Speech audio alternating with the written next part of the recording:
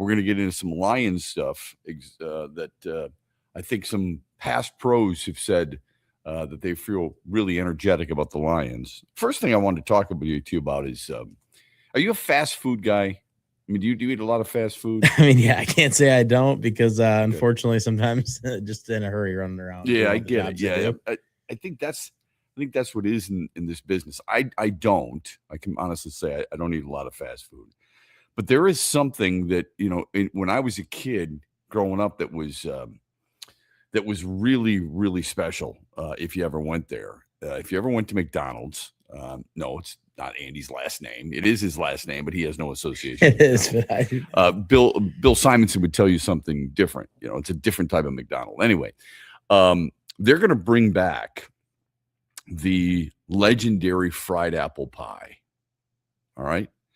When I was a kid, we used to go to McDonald's, and if you would get, a burger, fries, obviously, what else were you going to get back then? All right. They started to expand their menu, dating myself here. But the apple pie was always the quote unquote dessert. They shifted that and they went to ice cream and they went to cookies and all this other stuff, right? But in honor of America's 250th birthday, McDonald's is reviving this classic deep fried apple pie nationwide for a limited 2-week run starting June 22nd. All right. It's exactly what you think it is, a fried apple pie, right? Yeah, I've had one before. Okay, good. So, yeah. Good. It's been gone. It's been out of circulation, if you will, since 1992. All right. What do you wish? And I think there's a lot of people out there who say, please bring it back and make it permanent. All right.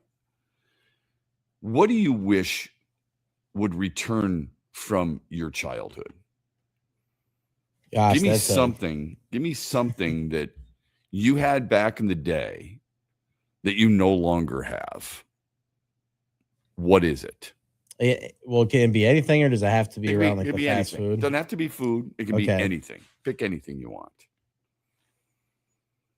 Is there anything you can think of?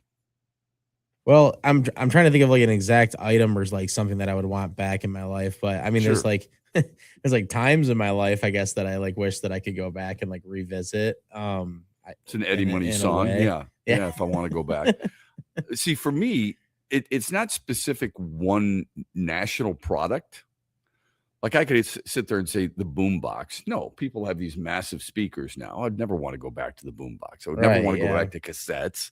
I would never want to go back to Walkmen, okay, because they're inconvenient. The things you have right now are much more convenient than they had before. Who wants to go back to a rotary phone? Yeah, that's what I was going to say. Like for me, it was like, the iPhone is obviously advanced so much. You used to have like an iPod Shuffle or something like that, but why would I ever want to go back to that? It's so much easier on my phone now, so I can't say that or anything. Yeah. Like technology-wise, I'm not someone that has hated on it advancing for the most part, so I don't know. Like the one thing I could think about is like how simple, I guess. I still play Xbox sometimes with my friends because it's a way to connect with people when you're far away. That's one thing I wish I'd go back to because I feel like it was simpler to game back then than it is now. But all right, so let's look at sports for a moment. If you don't want to do food, even though there's a restaurant near my house that served the best beef barley soup you could imagine. And it was arguably, according to their general manager, because he would see us come in and he would help us get a table, and we were frequent visitors there. It was arguably the most ordered thing on their menu. And then they took it off. Another restaurant we frequent had a really good bolognese sauce, and everybody loved it. It was a little bit of lamb, a little bit of this, a little bit of that. It was really good, okay? They took it off the menu. I don't know if it's because you get new chefs in, and they're almost like general managers in sports. This is not my menu. I want to do my own menu. You know what I mean? Something like that. They take the beef barley soup off the menu. They take this bolognese sauce off the menu at 2 different restaurants near me. And I literally said to their general managers, what are you doing? Why would you take that off? Well, I know it was a big seller, but so you're taking something off that people like. To me, that makes absolutely no sense. Doesn't mean I stop visiting these places, but it really bothers me. So what about in sports? What would you bring back in sports that is lost? You're not gonna in hockey. You're not bringing back the the 2-line pass. All right, where there's a penalty. You're not doing that. I would doubt that many people would get rid of the pitch clock today because they'd love it. Yeah, for sure. They've been fooled into thinking this has changed baseball forever, and now I'm not afraid to watch a game, even though they had rules in place before that they just didn't implement regarding how long it should take to pitch to a batter. So for me, I can't stand in football, I can't stand all the ticky-tack quarterback hits and how we don't even know what a sack is any longer. Now, some people would argue that, and I understand this argument, for quarterbacks, what the NFL did notice is what is their biggest investment? Who are the people who drive the ratings? The quarterbacks, right? So they feel that other sports, to a certain extent, follow suit. That's why you see so many fouls called on Shea Gilgeous-Alexander. That's why managers are pulling their pitchers, right? They don't want those pitchers to get hurt. They don't want the player to get hurt in the NBA who everybody wants to see. They want to keep them in the game longer. It's one of the things that I was thinking about while reading this about the McDonald's apple pie. Hey, speaking of baseball, when we come back, AJ Hinch is pissing off more and more fans by doing what he did last night. We'll talk about it on the other side. We're broadcasting live from Boyne Highlands here on a Wednesday morning on X's and Bros, brought to you by Mitch Lyons Wealth. Huge here for all the ABC warehouse locations in Michigan. Now, if you're looking for the best prices on TVs, furniture, appliances, mattresses, and more, you need to go to abcwarehouse.com. You can shop there and also shop in person at all ABC warehouse locations across Michigan. For the one close to you, go to abcwarehouse.com. Best deals on TVs, appliances, furniture, and mattresses at all ABC warehouse locations in Michigan. Rod Stewart returns to Soaring Eagle Thursday, September 3rd. The Soaring Eagle Summer Outdoor Concert Series with special guest Richard Marx. Tickets start at $71 and are on sale now at the box office and etix.com.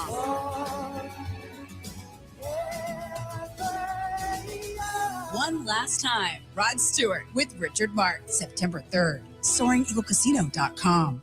Dad, here's 3 reasons why we should go to the Meyer LPGA Classic for Simply Give.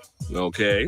1, you can spend Father's Day weekend with some real golfers. Ouch. 2, it's a good time for a good cause. Foodie fun, family fun, and fun helping feed neighbors in need. And 3? 3, do you really need another reason? Join the fun June 18th through 21st at the Meyer LPGA Classic for Simply Give. Learn more and get tickets at MeyerLPGAClassic.com. Coming up later today at 3 on The Huge Show on the Michigan Sports Network, I'll deliver huge opinions on everything you're talking about.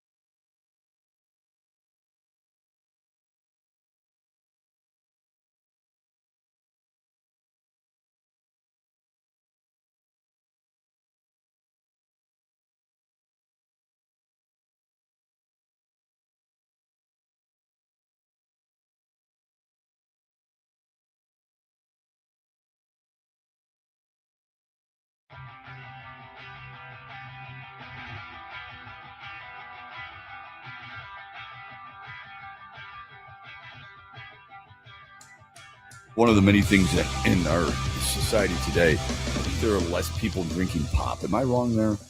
No, that's 100% right. I definitely think that. Yeah, I think so too. I think they recognize, it's just not good for you. Yeah, like it's almost like, well, oh, you're drinking pop. That's what it feels like now. It feels strange, doesn't it, when you see that? When's the last time you had a pop?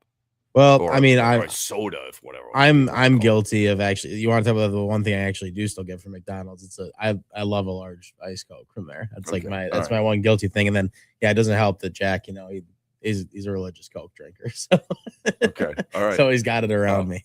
All right, you're referring to Jack Dole's in case people don't know. I am, yes. All right, you make sure you clarify that, giving Jack a lot of love, and a lot of people are like, who the hell's Jack you talking about? Because many people think when Jack and Coke, so they think maybe you're looking at Jack Daniels. That's true. Vernors.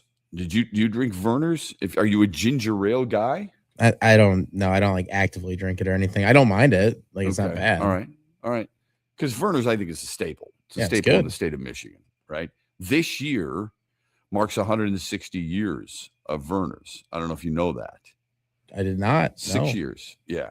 So a Detroit website or a Detroit account put this out the other day. What began as a pharmacist experiment after the Civil War grew into a hometown tradition that generations of Detroiters associate with now. That's according to the Detroit Historical Society. 160 years of Vernors. I don't know if there's, at least when I was a kid, I don't think there was anything better than filling up a glass with ice cream and pouring Vernors into it. That'd be a new combination for me. I still have not tried. I've now tried that. Oh, I'm telling you right now, you will fall in love with it. All right, I'll give it a try. I promise. Now, I will say this: my kids, you try to get. I don't know, maybe it's unfair, but you try to get your kids to do or like some of the traditions that you've had as a kid growing up. My kids hate Vernors, absolutely hate it. And because it reminds them of being sick. Because we used to give them Vernors, warm Vernors. That's what I think of. Like if my stomach hurts, I drink Vernors. That's what always Yeah. So I think my kids are very much the same way. They don't drink really ginger ale. I don't know how many people do. Some people drink it with whiskey, right? They might drink, Canadian, Canada Dry. Yeah, I've definitely seen it used in that way. Yeah, for sure. Right. But not many.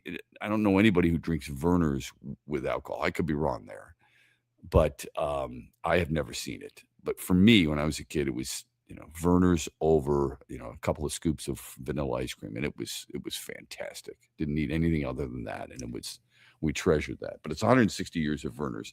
Go out and get yourself a Vernors today and celebrate a little bit. All right. Wish the Tigers could have celebrated a win last night, and they did not. So I was a little late to the party here. We were having some technical difficulties. Andy's held down the fort. Let me give you the headlines. Tigers blow a late lead in Houston, lose 4-2. All right. They were up 2-1. Kevin McGonigal makes an error, opens the door through a 3-run inning. Framber Valdez was solid. Love that. We'll get into that a little bit. Series wrap-up is today. Casey Mize back on the hill for the first time since May 27th. Meanwhile, Justin Verlander is set to return Sunday against Chicago. It's going to be his home debut. I don't know if people remember that. But remember, Detroit opened on the road. Verlander opened on the road. So this will be the first time he pitches at Comerica Park since 2017. He's been on the injured list since April with a hip inflammation. Casey Mize making his start today for the first time since May 27th because of the injury that he suffered. Meanwhile, Gleyber Torres out for a little while, and AJ Hinch says he's worried about that.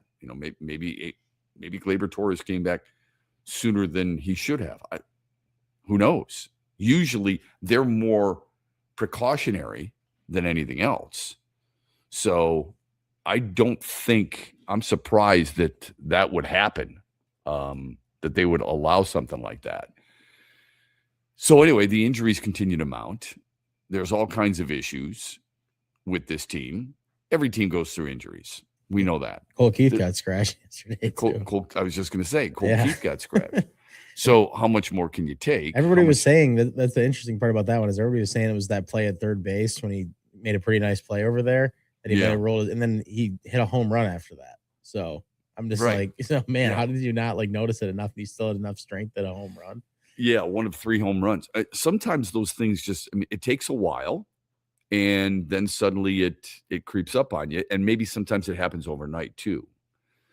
The interesting thing is most of these guys, they're all stretching afterwards, and they are getting massages, and they are getting whirlpools and things of that nature to try and prevent that. But anyway, the other headline, John Tortorella is not going to return to Las Vegas as their head coach. Remember, he was hired at the end of the year. They fired Bruce Cassidy. They bring in John Tortorella because his contract was up on June 30th. And now that the playoffs are over, they came to the conclusion that he's not the guy. He went, have you seen his record? Did you see what he did in Vegas when he took over? I didn't see the final record. I can't imagine it's bad. 21-8-1. Yeah, it's really good. Okay. Not bad for a guy who was there for 79 days. He absolutely gave him a spark. Like, I mean, there's no question about it. there is no doubt about that. Like maybe, I mean, Vegas fans, I'm sure, are finding some way to complain right now about something just because the series didn't go their way at the end. But yeah, I mean, you have to give him credit for getting there and making it. I mean, look, considering not that they didn't deserve it because they won the Pacific. All right, you win your division, you're in. That's the way it works, and that's the way it should work. They had 95 points. They beat a Colorado team. They swept a Colorado team that had 121 points. Nobody had more points than Colorado. They won games in Colorado. Colorado had 26 wins at home. They had 29 road wins. They were playing well. They had won 3 in a row going in. Nobody had a bigger goal differential than the Colorado Avalanche. They were a plus 99 on the year. You think he gave him a spark? You're damn right he gave him a spark. On top of that, the players all said that he was incredible. Noah Hannafin. Obviously, it's a tough situation for a coach coming in with that little time left. He was able to get us back on track and gave us a chance to be what we were, pretty impressive. Mark Stone, his captain. Torts was really the perfect fit for what we needed at the time. I have all the respect in the world for the professionalism that he showed and everything he did in a short time here. The thing that I noticed, Braden McNabb, they made a decision. It is what it is. I'm just happy I was able to work with him and build a little bit of a relationship with him. How do you justify moving on from a guy who is that successful? I don't know. They moved on from Cassidy, who won a Stanley Cup. Either way, he's done there in Vegas after a very short stint. I'm sure that's disappointing for him because he had said prior to that he was at his house in Florida and he knows he's got more left and he wants to get back to it. I'm sure he'll resurface. Here's our Mitch Lyons Wealth poll question. What did you think of the poll question, Andy? What will be the most important thing in Detroit sports? Trading Tarek Skubal, trading Dylan Larkin, extending Jalen Duren, wait for the laughter, or getting Branch and Joseph healthy for the Lions? I liked it. Do you want my answer on it, or do you want me to wait till tomorrow on that? Well, we'll wait till tomorrow. That makes sense. But I want to make sure you like the poll question. I do like it. Yeah, I think it's important. It makes you think a little bit. And before you immediately start, I'm not telling people how to vote. And before you immediately start going, well, it's got to be Tarek Skubal, think to yourself for just a moment. If you traded Tarek Skubal and you got some young players back, we'll get into this in a little bit regarding the history of aces being traded and what you're getting for them. But it's a constant theme on Major League Baseball websites everywhere you go, or websites that have a Major League Baseball tab, that Tarek Skubal in the trade. If you had Melton and Valdez, Job healthy, Mize, forget Flaherty, and you add another starting pitcher somewhere down the line, it's not a bad rotation. You don't have the domination of Tarek Skubal, and you're worried about some people's injury, but it's not a bad rotation. It's a rotation that can keep you competitive in the division. We'll take a quick timeout. You can vote, by the way, as often as you want at XB Mornings. We'll give you the results tomorrow in the 8 o'clock hour. When we come back, we'll talk a little bit about last night's game. Tigers blew it. plain and simple. This is X's and Bros broadcasting live from Boyne Highlands on the Michigan Sports Network. Huge here for the Carmody Brothers and all the Buffalo Wild Wings locations in Michigan. They have some huge deals happening every week. Buy one boneless wing, get one free every Thursday. They also have their bottomless appetizers. Groups can get bottomless apps starting at $9.99, and they also have the Pick Six meal for two. Get 2 entrees, 2 sides, and 2 drinks starting at $19.99. That's happening at all Buffalo Wild Wings locations in Michigan. Huge deals every week. The stock market goes up and then it goes down. It's fine while you're saving for retirement, but as you get closer to retirement, it can cause stress. Mitch Lyons here, founder of Mitch Lyons Wealth. In my NFL days, the season could be a real roller coaster and a lot of fun, but roller coasters in retirement aren't as much fun. Do world events have you wondering if your retirement is safe? Will your money last even if the stock market were to take a dive?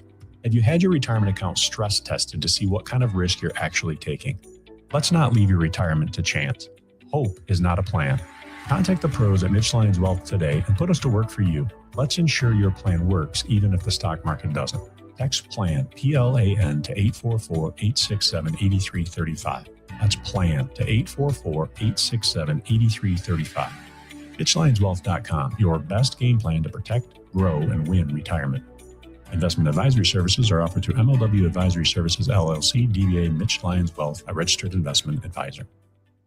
Coming up later today at 3 on the Huge Show on the Michigan Sports Network, I'll deliver huge opinions on everything you're talking about.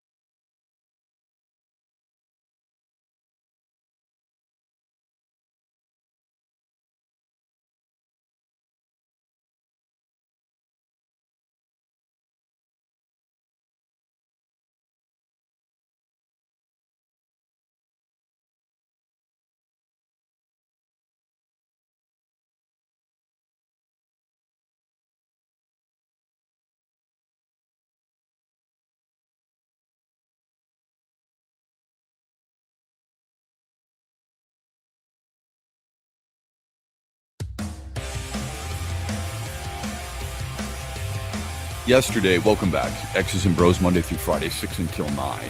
With Andy McDonald, I'm Matt Shepard. This hour is brought to you by Michelin's Well.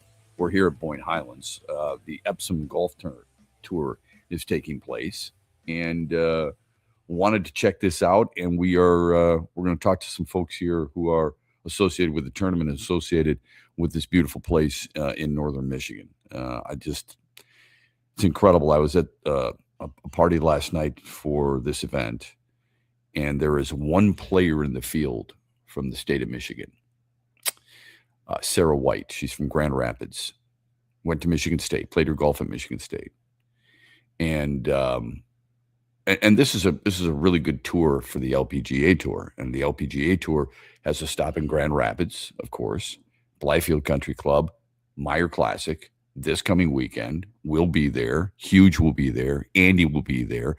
It's going to be awesome, right? It is an awesome event. It's one of the better events on the entire tour. It's my favorite part of the summer every year around here, for sure. That's really great. That's really cool. I mean, it's great. The top 10 finishers in the Epsom Tour a year ago are all on the PGA Tour now. Or the top 10 who won this event. I apologize. The top 10 who won this event, who were ranked in this event last year, are now all on the LPGA Tour. That's pretty cool. Yeah. It's very cool. Including the two ladies who won last week at the Dow in Midland. So it's a really cool event. But I said to the people, I said, look, I know a lot of you are out of state, but how beautiful is this state? And I talked to a lot of people who are not from here afterwards, and a lot of the ladies were like, yeah, this place is incredible. And they were saying how much they love Michigan and how much people truly appreciate the way people are treated, the friendliness of the state of Michigan. It's a big difference. I'm sure we're going to see that for sure all day, all weekend, and we'll see it, of course, in the Meyer Classic as well. Last night, Tigers lose 4-2, unfortunately. I don't know what took more out of your soul, finding out that no longer will Hockey Night in Canada be on CBC. I did see that. They've been doing it since 1952. Yep. 1952, they first broadcast hockey. For those of us in Detroit, Channel 9 was a big deal. That was how we watched hockey. All right? Red Wings weren't on every night. People are spoiled today, Andy. Your generation, they're spoiled. You get every football game. You get every baseball game, every hockey game, every basketball game. That's not the way it used to be. It's not that I want to go back. I'm just saying that's not the way it used to be. You on a Friday night, on a Saturday night, you're watching hockey. You hope it's the Red Wings, but a lot of times it's not. But you watch it because everything's on though. Sports. Yeah, right. So I don't know what was more disappointing to you yesterday about the news, but I can guarantee you a lot of people were pissed off about the Tigers, and for good reason. I felt a little bad yesterday, Andy, because we were talking a lot about their loss. Or not their loss, but their win. We were talking negatively about the win. Certain things that we didn't think they should have done. Nobody is perfect in any game. No coach, no manager, or anything like that. You get a win like they got a couple of days ago, you should have been talking about the win, and we were kind of poo-pooing it a little bit. Yesterday, they deserve, after yesterday's performance, this morning, they deserve to feel the wrath of fans. Here's why. Couple things, okay? So they're up 2-1, it's tied to 1. It's tied 1-1, even though it should have been bigger than that. Because in the first inning, Riley Green's hit off the wall, bounced off the wall. Dylan Dingler being waved home and being out by 15 feet. So much so where he just gives up. It's a surrender. He might as well have walked from third to home with a white flag saying, I'm not going to make it.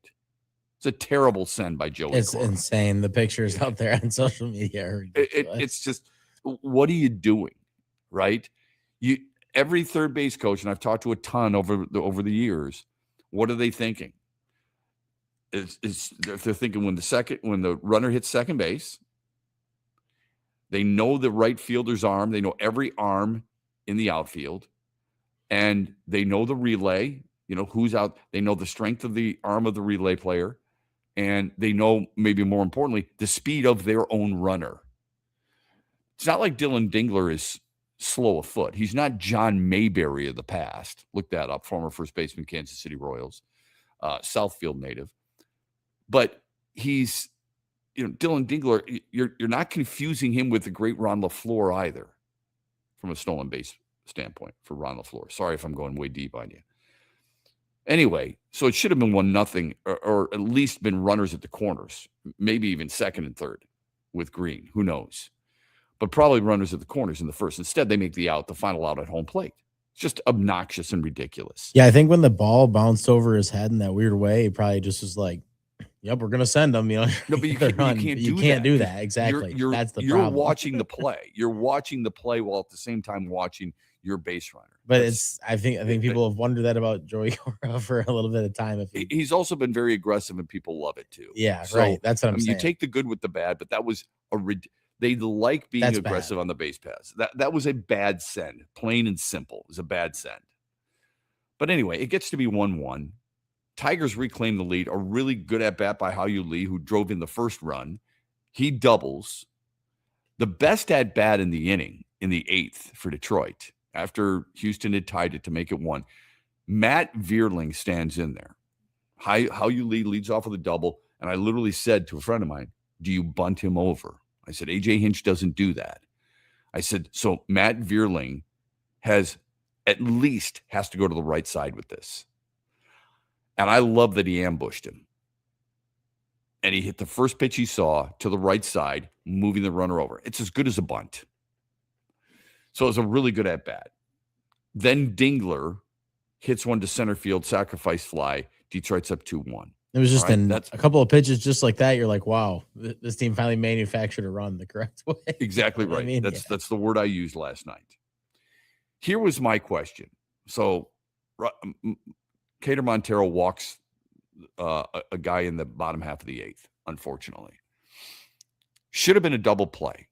Kevin McGonigal and Houston's first run, I mean, Dylan Dingler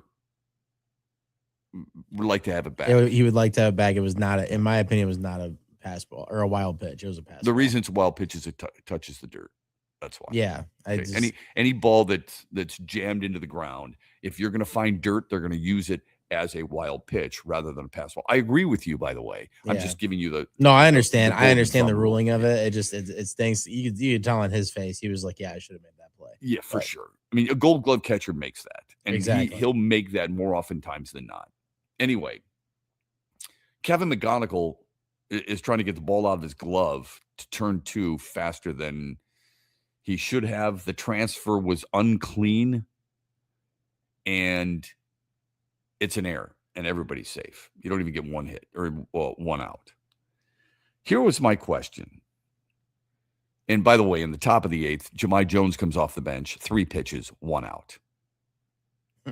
So he takes a cutter right down the flipping middle at 94, 95.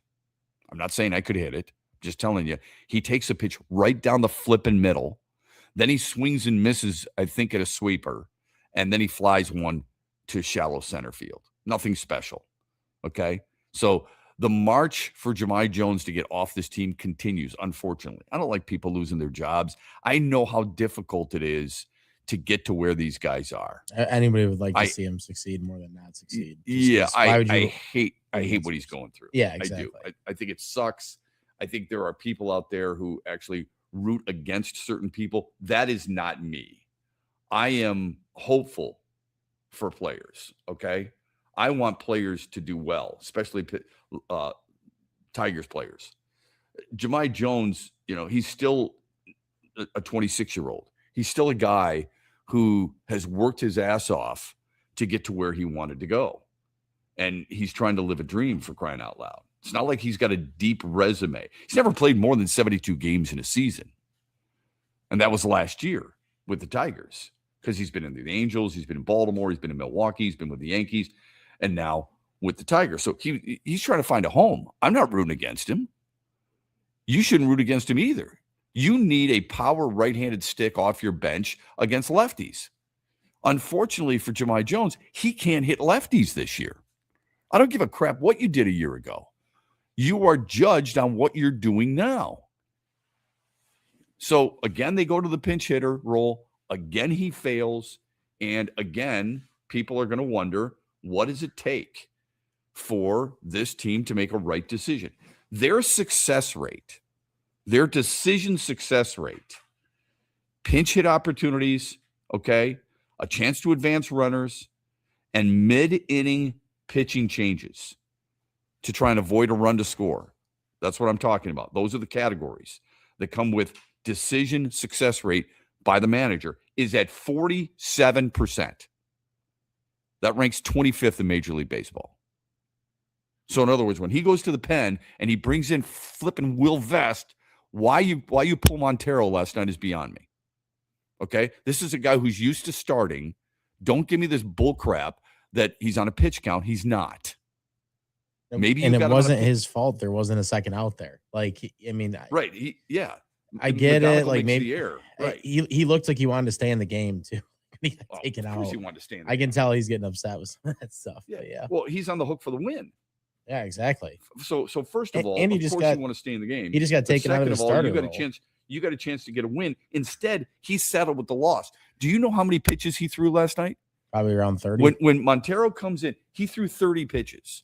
You're making a change. A lefty's coming up, okay? You're making a change from a righty in Montero to a righty in Vest, who, by the way, whose eighth inning sucks. His numbers in the eighth inning are putrid. We've gone over this before on our show, all right? I know sometimes people get too caught up in analytics. I understand that. I try not to do that. But there are also, what's the difference between analytics and the difference between just statistics? Situational pitching. If you know a guy, comfort is a big thing in baseball. Comfort is a big thing in basketball. You talk to six men in basketball, they want to know around what time they're coming in because they want a rhythm. They want some type of, we all get in habits. But anyway, if you look at Will Vest and you look at pitching by inning, do you know what his ERA is in the eighth inning? His ERA is at 10.45. You know what it is in the ninth inning? The ERA is 1.5. I don't know what it is. I don't know if you could explain it in general. But for some reason, he brings in Will Vest for Cater Montero, who had been very, very good. Sure, he walked a guy, but it wasn't his fault that he actually did his job. Yeah, he almost, should have had double play, and either way, he should have at least had one out. Yeah, you want something spiked on the ground, and that's what he got. He got a ground ball to the left side to turn two. That's exactly what you wanted. And he gets punished for it. And to me, that makes absolutely no sense. So they bring in Will Vest, and what happens? A walk, and then a Delgado single to center. It was a bleeding eye. I don't give a crap. Would you be complaining if Jahmai Jones did that? A ground ball up the middle, just out of the reach of Hao Yu Lee? Or in this case, it would have been Jose Altuve? Hell no. And then you get a grounder's fielder's choice, and they attack on another one, and it's 4-2. And then Josh Hader comes in, and what does he do? He does his job. Okay? He gave up a single to Riley Green, but overall, thank God Jake Rogers is in there striking out. So those are the frustrating things. You pull Montero, you keep going to Jahmai Jones, right? And the sending of Dylan Dingler in the first inning. I'm not saying you lost the game in the first inning, but runs are at a premium for this team because their offense is so bad. Yeah, and this goes back to what we've talked about a lot this week, and you've brought it up a lot. It's like, I'm not going to say this is why he made the error last night in that situation. Maybe it's not, but keep him at one position, man, because this is the kind of thing, like in that situation, like maybe that is a part of why it was the error, because he's not playing the position he's supposed to be playing. I don't know.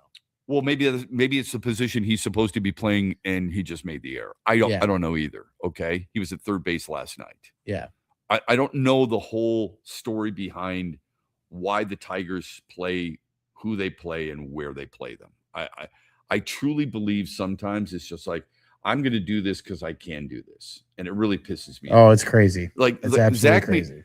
So I would have to dig deeper into outs above average and defensive run saves and positioning and so on and so forth to know the answer to this. But is Zach McKinstry so much better at shortstop than Kevin McGonigal that requires you to have Zach McKinstry at shortstop? He made an error earlier in the game too. I think they called it a hit, but it should have been an error. And he dropped the ball on a chopper coming in. Like, it wasn't like it was a super tough play for anybody that plays shortstop all the time. Yeah. Look, I think the bottom line is this team is not good enough to overcome errors like you saw last night, misplays like you saw last night in Zach McKinstry, and poor decision-making by Joey Cora at third base, sending Dylan Dingler home. They're not good enough to overcome it. No, and if you have 5 hits last night, if you have people at the same position, like, throughout, you're at least eliminating some of those positions from being a position of a problem. Like, if they don't keep switching people around, like if McGonigal is consistently playing short, you're probably pretty confident in your shortstop.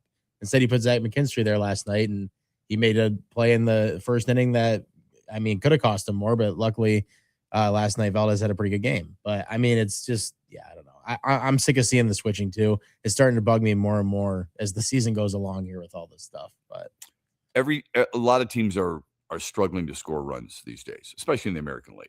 All right, we know that. They had 3 guys in their lineup last night hitting 255 or better.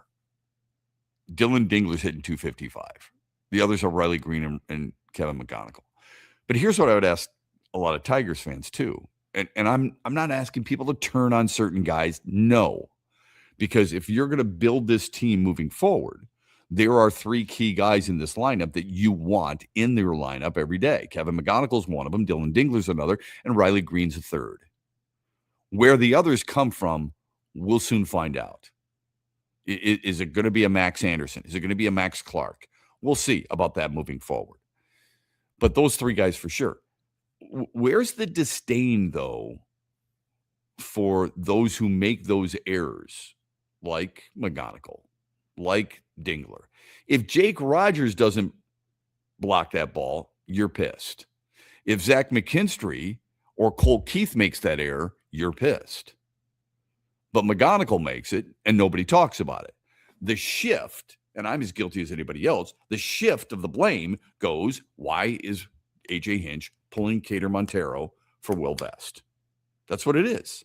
That's what we're talking about. It was a bad decision. I didn't understand the decision. I'm sure Montero doesn't understand the decision.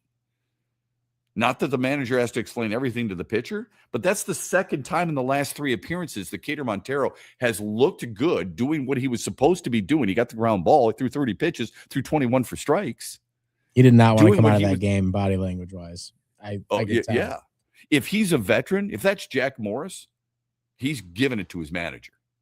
But Montero can't do that. He's not in that position. He hasn't established himself. Our phone number, by the way, on the Meyer hotline, 866-838-4843. You can text the program, Sports Radio 21,000. We are broadcasting live here on X's and Bros throughout the great state of Michigan from Boyne Highlands. We're brought to you by Mitch Lyons Wealth.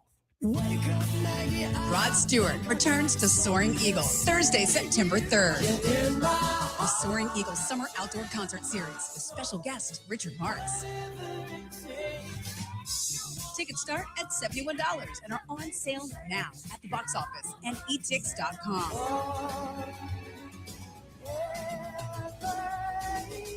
One last time, Rod Stewart with Richard Marks, September 3rd. Huge here for the incredible Crystal Mountain Resort in Thompsonville, Michigan. If you've never experienced the mountain, it's unbelievable. They offer up 36 holes of championship golf, Betsy Valley, Mountain Ridge, accommodations, a ton of choices. Go to crystalmountain.com, see everything for yourself. One of the top spas in America. They can handle businesses, small groups, big groups, your buddies, the ladies, and more. Book your getaway now at crystalmountain.com. That's crystalmountain.com. Hey, West Michigan, Mitch Lyons here. You've heard about our support of Tiger legend Kirk Gibson's fight against Parkinson's disease. Now we have a local opportunity to support West Michigan families affected by Parkinson's too. The first annual Drive Out Parkinson's Golf event presented by the Grady's Parkinson's Promise will be held Monday, June 29th at Watermark Country Club. And while the golf is at full capacity, you still have a chance to help support the cause. Mitch Lyons Wealth is the title sponsor, and we'd love to have others join us. If your business would like to support and be represented at the outing, or if you would like to contribute personally, it's easy to do by joining our team today. Just go to birdease.com, that's BIRDEASE.com/driveout Parkinson's to sign up for sponsorship packages or donate today. X's and BrO's and the Huge Show will both do their shows live from the course, and Shep and Huge are playing in the event.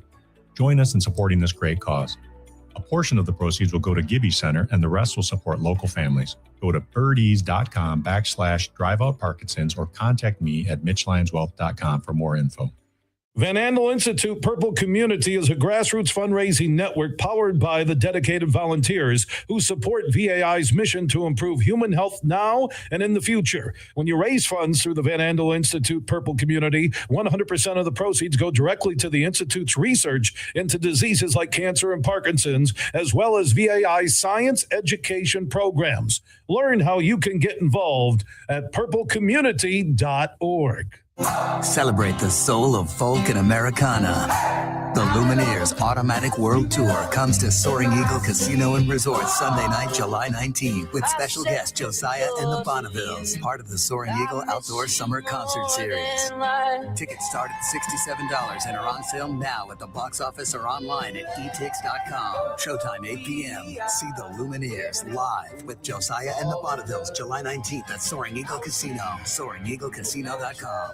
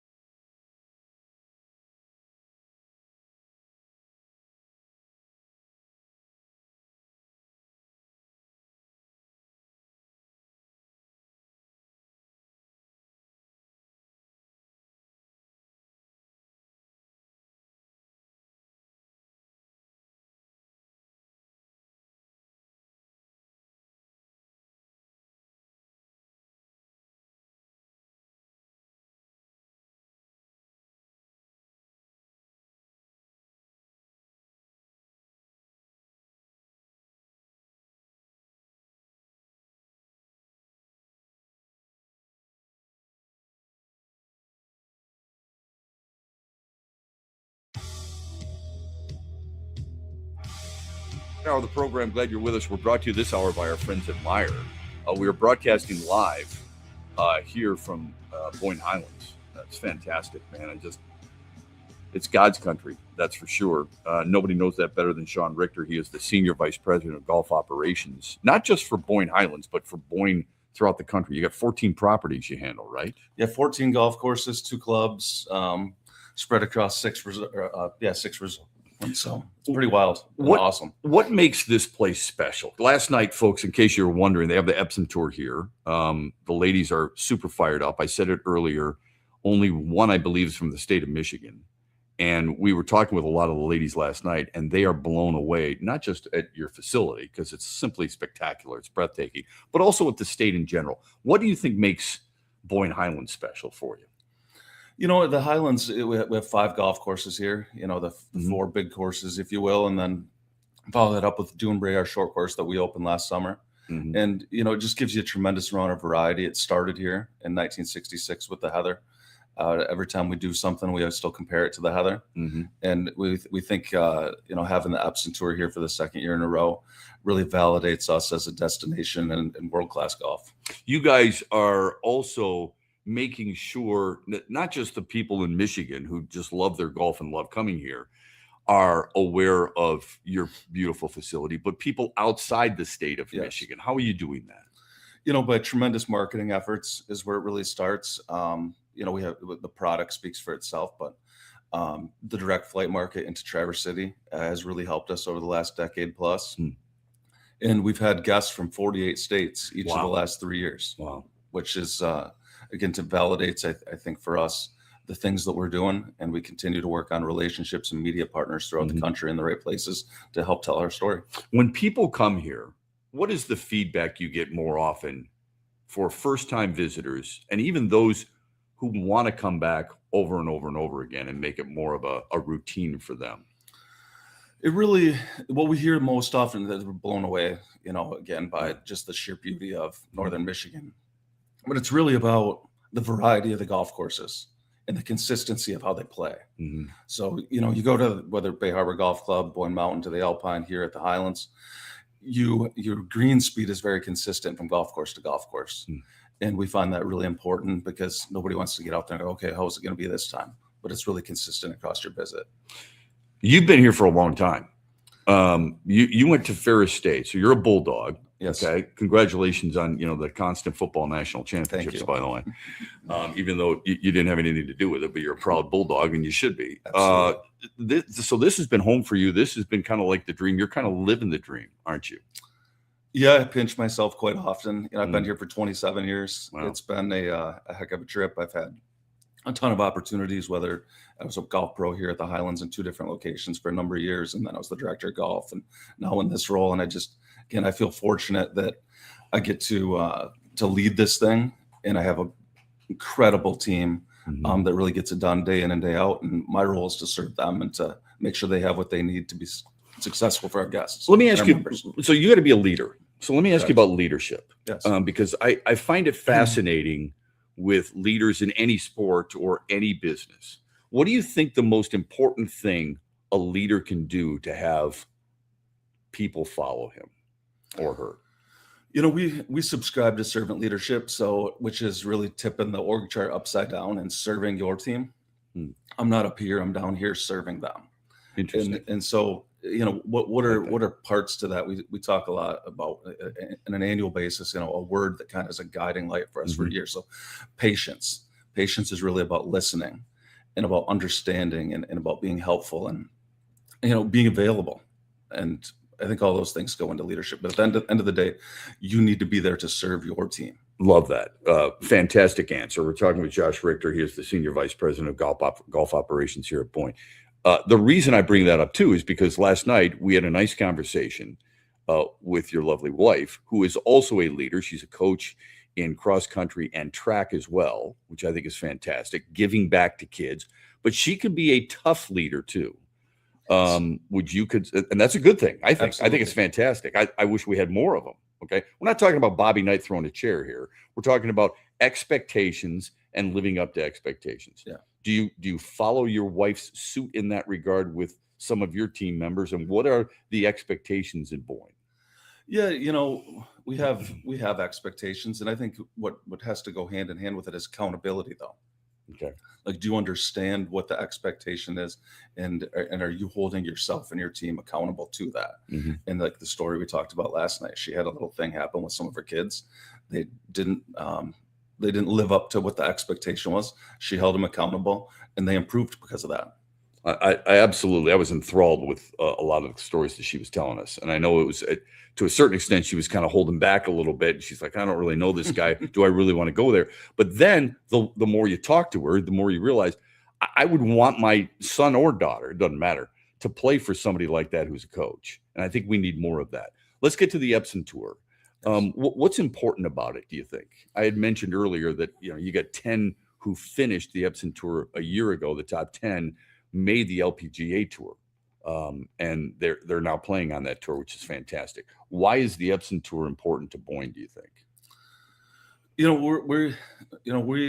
want to grow the game of golf. As a PGA professional, that's our number one thing is growing the game. And we feel like the opportunity to have this event here to showcase our facility, but also provide a platform for these athletes to develop their games and to go on to the goals that they have. And, we sponsor Sarah. She's so impressive of a woman. And, again, that's fun to have her here. We're also entertaining like local businesses and things throughout the event. The partnership with Great Lakes Sports Commission has really allowed us to be able to host this event here. And Eric and Susie are fantastic. And again, we're just proud to have the opportunity to show off our facilities while growing the game of golf, as well as just Michigan golf as a whole, which is huge and third most golf courses in the country. Can I just also mention your members have to embrace this too, right? Absolutely. Yes. And because this doesn't happen unless your members are on board and understanding the impact that this can make too. For sure. And our members are unbelievable. We've hosted an AJGA event here for about 25 years. And the stories that we hear coming out of that from AJGA and from the players annually is about the support that they get from the volunteer effort and our members are behind most of that. We got a member, Bill, who leads the volunteer effort here during the Epson week, and he does a great job. And we're so humbled to have the support that we have from our members in so many different ways. Can I ask you about the U.S. Open that's taking place starting Thursday at Shinnecock? The rough, the heather. It looks absolutely monstrous and intimidating. Who do you think should be the favorite for something like that course? Because you're always wanting to take the guy who plays the course to his game. So how would you handicap it? Well, the U.S. Open is just such a different event. It's really about surviving. Yeah. And in some instances, and having seen Shinnecock over the different years, especially going back to when I think Retief Goosen won it in the early 2000s, like that was just about surviving. So I think it's gonna come down to somebody who has some good breaks. It's gonna come down to somebody who just hangs in there, and seeing what the weather ultimately does is a big part of it there with the wind. Yeah, the wind is brutal. 654 players have teed it up at the U.S. Open at Shinnecock all time. Okay, 654. 3 have finished under par. Only 3. Retief Goosen, who you just mentioned, -4 in 2004. Phil Mickelson in 2004, -2 when he was keeping his hands to himself. And Ray Floyd in 1986, -1. And that putting performance that Goosen had on that Sunday was all time. I mean, that's how he won the golf tournament. And I still can remember watching some of it. I think it was number 7 or number 8, that par 3, and how stressed it was and just how the green played so fast. It was almost, on the brink of unplayable. And, it was just, that was an incredible golf tournament to watch. You can tell he's a golfer, everybody, because golfers remember that stuff. I mean, they've got mind traps to remember everything that, how they play every hole and the different holes throughout the country. Listen, Josh, just had an unbelievable time last night. Your staff is fantastic. Thank you. So are you. And all the best to your wife. Thanks for the time today. Appreciate it, Matt. Thank you. All the best. Yep. The Epson Tour taking place right here at Boyne Highlands. It's fantastic stuff. And we're going to keep talking about it here on X's and Bros throughout the rest of the morning. Brought to you by Meyer. Stay with us. Our state is Mecca for golf, and one of Michigan's crown jewels is Tullymore and St. Ives, two world-class championship courses in one charming and beautiful location. The golf is challenging but fair. You're going to use every club in your bag. But let me tell you what makes Tullymore really special. It's the people. From the wait staff to the bartenders to the pro shop and the management, their sole purpose is to give you a memorable experience, and they do. Go to TullymoreGolf.com today and experience a Michigan. Dad, here's 3 reasons why we should go to the Meyer LPGA Classic for Simply Give. Okay. 1, you can spend Father's Day weekend with some real golfers. Ouch. 2, it's a good time for a good cause. Foodie fun, family fun, and fun helping feed neighbors in need. And 3. 3, do you really need another reason? Join the fun June 18th through 21st at the Meyer LPGA Classic for Simply Give. Learn more and get tickets at Meyer LPGA Huge Classic. cheer for my good friend Josh Garvey and the team at Dorn Mayhew, West Michigan, one of the world's top accounting, CPA, and business firms. Their worldwide headquarters are in Troy, Michigan, on the east side of the state. And Josh and his team connect with all the sports fans and businesses across Michigan. They bring you John Beeline on the Huge Show. They bring you Lomas Brown during the Lion season. They are a top shelf team when it comes to growth and understanding what their clients need. And mix in when we do the Beat Huge contests or the NCAA March Madness brackets. Thank you, Josh Garvey, for what you do for the Huge Show and the Michigan Sports Network. Simple and easy. Just find Dorn Mayhew on all the social networks or just Google Dorn Mayhew and find out how they can help your business. And again, a special thanks to Josh Garvey and the Dorn Mayhew team in West Michigan.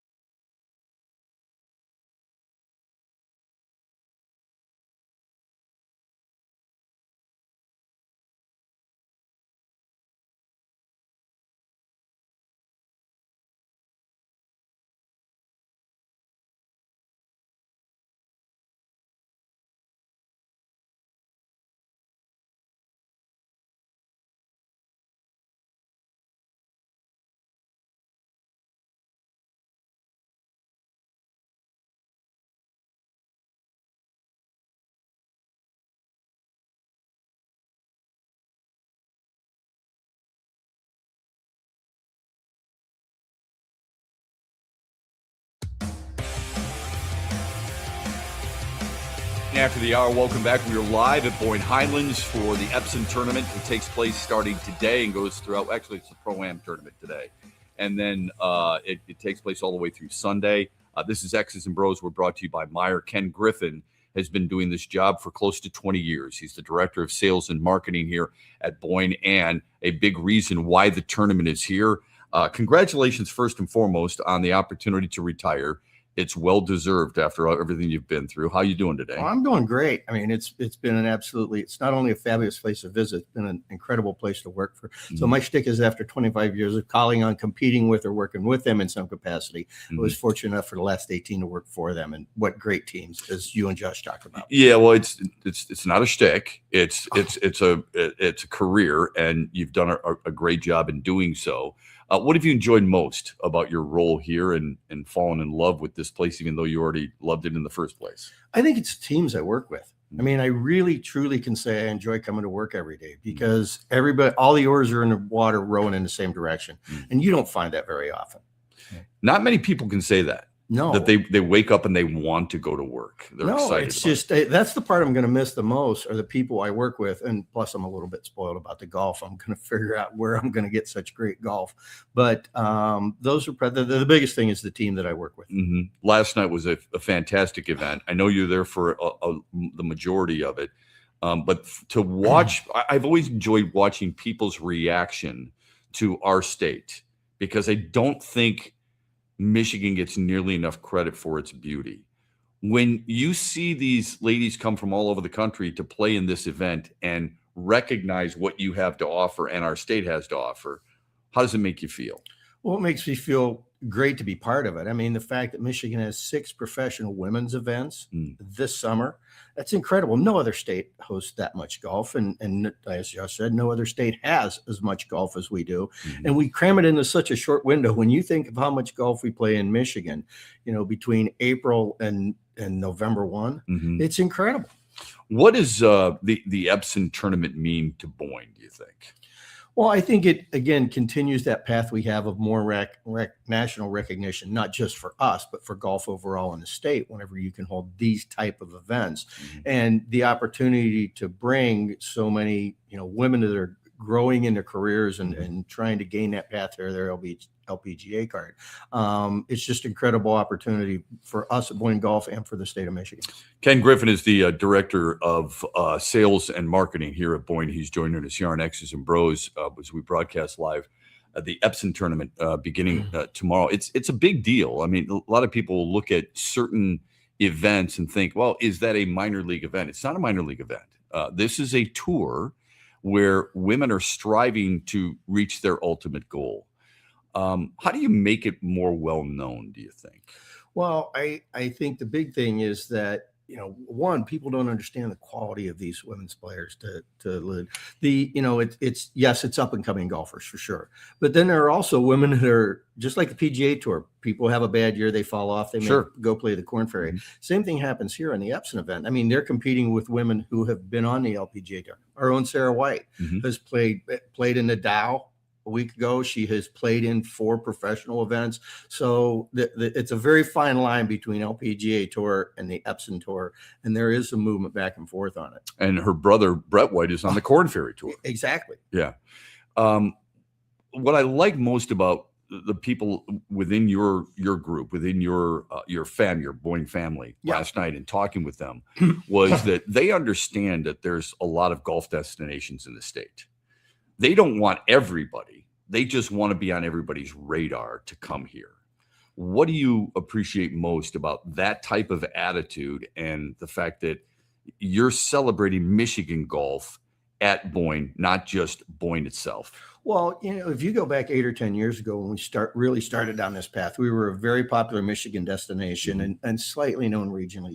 You'd say Chicago, Indiana, Ohio, and Canada. Well, we've gone from maybe 15% of the golfers being from out of state to, in the last 10 years, now 45% of our golfers come from out of state. Wow. There's 20 direct flight destinations into Traverse City.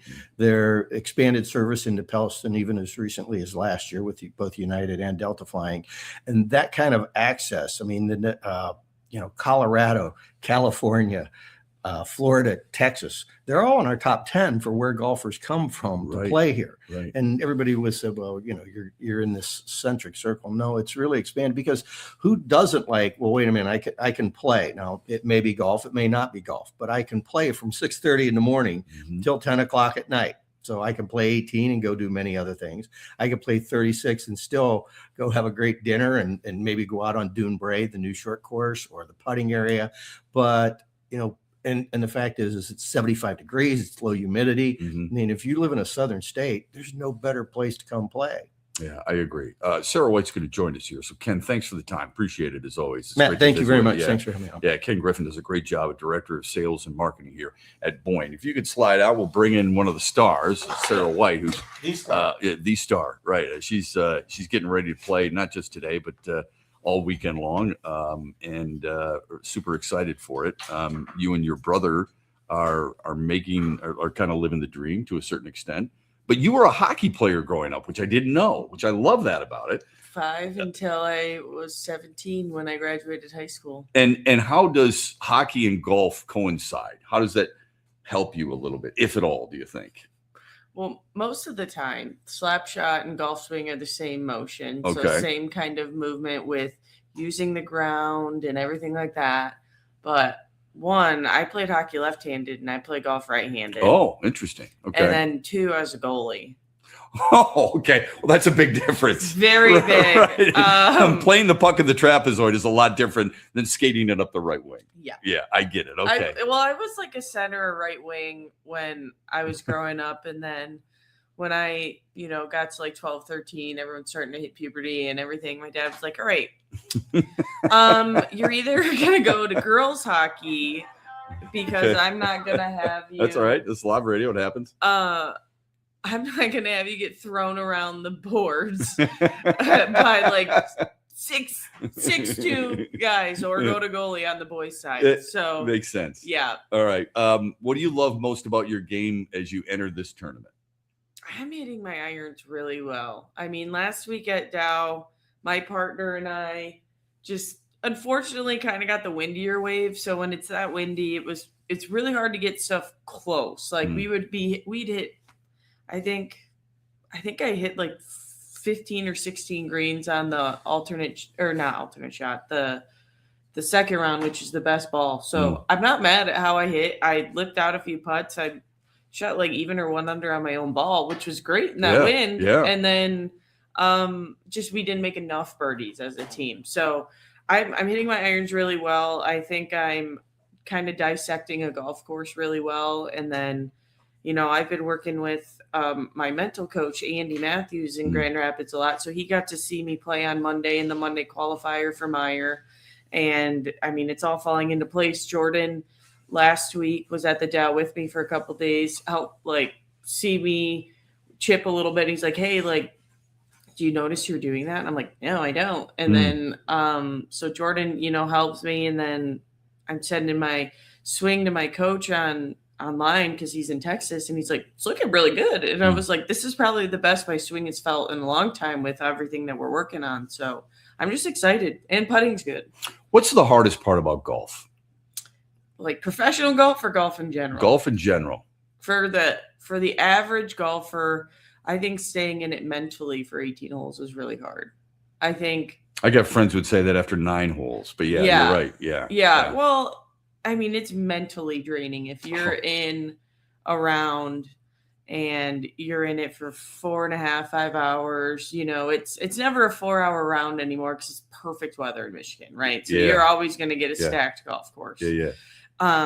So, and then on top of that, if you're playing well and you don't understand the pressure of being able to breathe deep over like a 3-foot putt, stuff like that, the average golfer, I think, just kind of mentally staying in it the whole time. And you don't have to stay in it for 5.5 hours. You got to stay in it for, let's say you're a 6 handicap, right? You got to stay in it for 80 shots. Well, not just that. You try doing it for 4 days. Yeah. Right. And we only have to do it for a day. Can I keep you just for one second? You wait 5 minutes? Very okay, we're going to go to a commercial break. Here's what everybody wants to know if you play golf. How far do you hit the wall with certain things, right? I got to ask her because you're going to be blown away, just how far she hits the ball. Stay with us. We're back after this, brought to you by Meyer. Dad, here's 3 reasons why we should go to the Meyer LPGA Classic for Simply Give. Okay.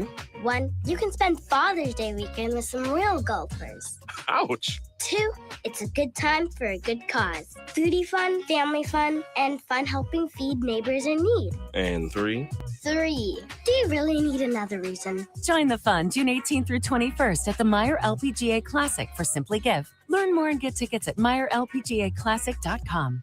Huge here for my good friend Josh Garvey and the team at Dorn Mayhew, West Michigan, one of the world's top accounting, CPA, and business firms. Her worldwide headquarters are in Troy, Michigan, on the east side of the state. And Josh and his team connect with all the sports fans and businesses across Michigan. They bring you John Beeline on the Huge Show. They bring you Lomas Brown during the Lion season. They are a top shelf team when it comes to growth and understanding what their clients need. And mix in when we do the Beat Huge contests or the NCAA March Madness brackets. Thank you, Josh Garvey, for what you do for the Huge Show and the Michigan Sports Network. Simple and easy. Just find Dorn Mayhew on all the social networks or just Google Dorn Mayhew and find out how they can help your business. And again, a special thanks to Josh Garvey and the Dorn Mayhew team in West Michigan. What's up, Michigan? You're listening to my good friend Shep. The Huge Show is coming up later today at 3, right here on the Michigan Sports Network.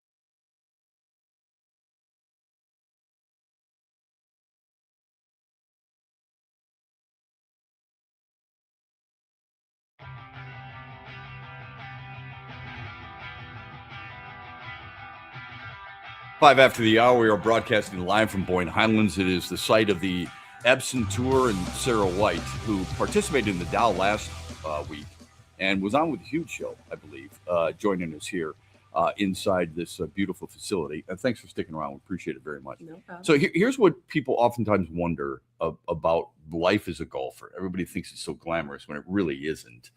What's the hardest thing to adjust to with life on the Epson Tour and the LPGA Tour, since you've played on both?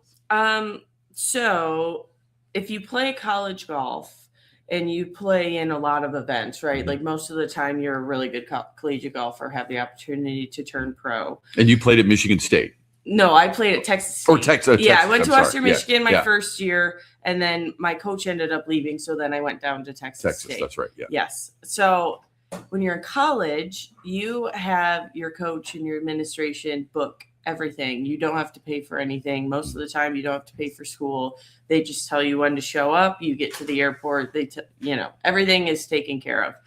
The biggest thing is that now, when you turn pro as a woman, you have to you are your own travel agent. You are your own budget maker. Wow. You are your own. I mean, you are your own keeper. You got to figure out your schedule. So you got to book your flights. Like you're going later on this year. You're going to different events all over the country. Mm-hmm. You've got to book that. You've got to make sure you're getting in. You're talking about hotels, everything that's associated with it. I mean, you're on an expensive trip, or like when we go out west, right? You book your flights, and typically what I do is I find like a local central point and get a rental car for 4 weeks, and then you just drive everywhere. But certain events, you got to book your rental car, or you got to book your flight, then you got to book your rental car, then you got to book your hotel, then you got to find where you're going to eat that week, and then you got to get yourself to and from the golf course, play whatever kind of practice rounds you want to play, how you want to prep for the week, and then you got to find a way to get 8 hours of sleep a night, right? Yeah. So and practice yeah. And play in the Pro-Am, and if you're in the Pro-Am, you got to go to the Pro-Am party, stuff like that, where you don't. I mean, you have to figure out a way to manage your time and manage your rest. Wow, that's a deep schedule. That's a challenging situation. Yeah. How often do you practice a day? During tournament weeks, usually I try and take like 1 day off or 1 day very light. So whatever that may be, right? So on Monday, I did the Monday qualifier. So I did 18 tournament holes. Yesterday I did 18 holes for the practice round. And then today I'm doing the Pro-Am. And then tomorrow will be my light day, where I'm just kind of doing some maintenance work of getting some swing videos, going to chip, going to putt, and then I got to try and rest, because rest is also a weapon in professional golf. You had mentioned the mental part of it. We're talking with Sarah White, professional golfer, joining us here on X's and Bros. You mentioned the mental part of it, which I think golf is as challenging as any sport there is. I think baseball is right up there, because if you go 0 for 12, everybody thinks you're suddenly gone. But in golf, I think it's really hard too, because there are so many shots, and there are so many. Your swing can change sometimes during a round. And you can't help but look at a leaderboard. How do you stay in a moment? What are some of the exercises you use to try and stay in a moment when things are going well, or get out of a moment when you might be struggling? So what Andy has, the baseline of what I do with Andy is a lot of breath work. So he does some sort of testing, right, where you use a heart rate monitor, you find how many breaths per minute work for you the best to get your heart rate variability perfect. It's just way out of my realm, but I'm just like, you tell me what to do, Andy. So I do a lot of breath work, right? So like I mentioned before, you don't have to be in it for 5.5 hours. You have to be in it for, I'm going to say 70 shots, right? So in between shots, when it's going well or not well, if you just hit a shot, you can acknowledge, good or bad, like, all right, that was awesome, or that kind of sucked. You can feel it for a minute. Emotions are never bad on a golf course. It's when your emotions consume you on a golf course. So I like that. Acknowledge your emotion. You can feel it. We're human. Emotions drive everything we do. And then kind of try and find your way back to what your normal is. So I do a lot of breath work. So I I talked with Andy, and if I do 6 steps breathing in, pause 2 steps, 6 steps breathing out, to pause 2 steps and redo that kind of helps get my body back to homeostasis, I'm going to call it. Another trick I do is I try and once I do that, and I'm just looking around. It's very easy to look around at Boyne and see the beautiful scenery, right? Sure. But when you're in the middle of a desert and there's not much around, I'll be like, oh, there's a cactus. Oh, there's a cactus. There's a road runner. Yeah. You try and just find things to distract you from in a sense of like you are actively trying to not think about golf. If you have a caddy, that's great time to chit chat. Yeah. If you like them. Talk with your playing partners, stuff like that, where that helps you kind of stay in the moment, which is the most important thing. You can't get ahead of yourself. Obviously, what you want the outcome of the shot to be will help you dictate what you want in the end, but you have to stay in that moment of like, if I want to shoot 600 today, what can I do in this moment to achieve that goal? I can't even fathom 600. Lexi Thompson said, I think it was a year ago, that the tour is really lonely. How lonely is it?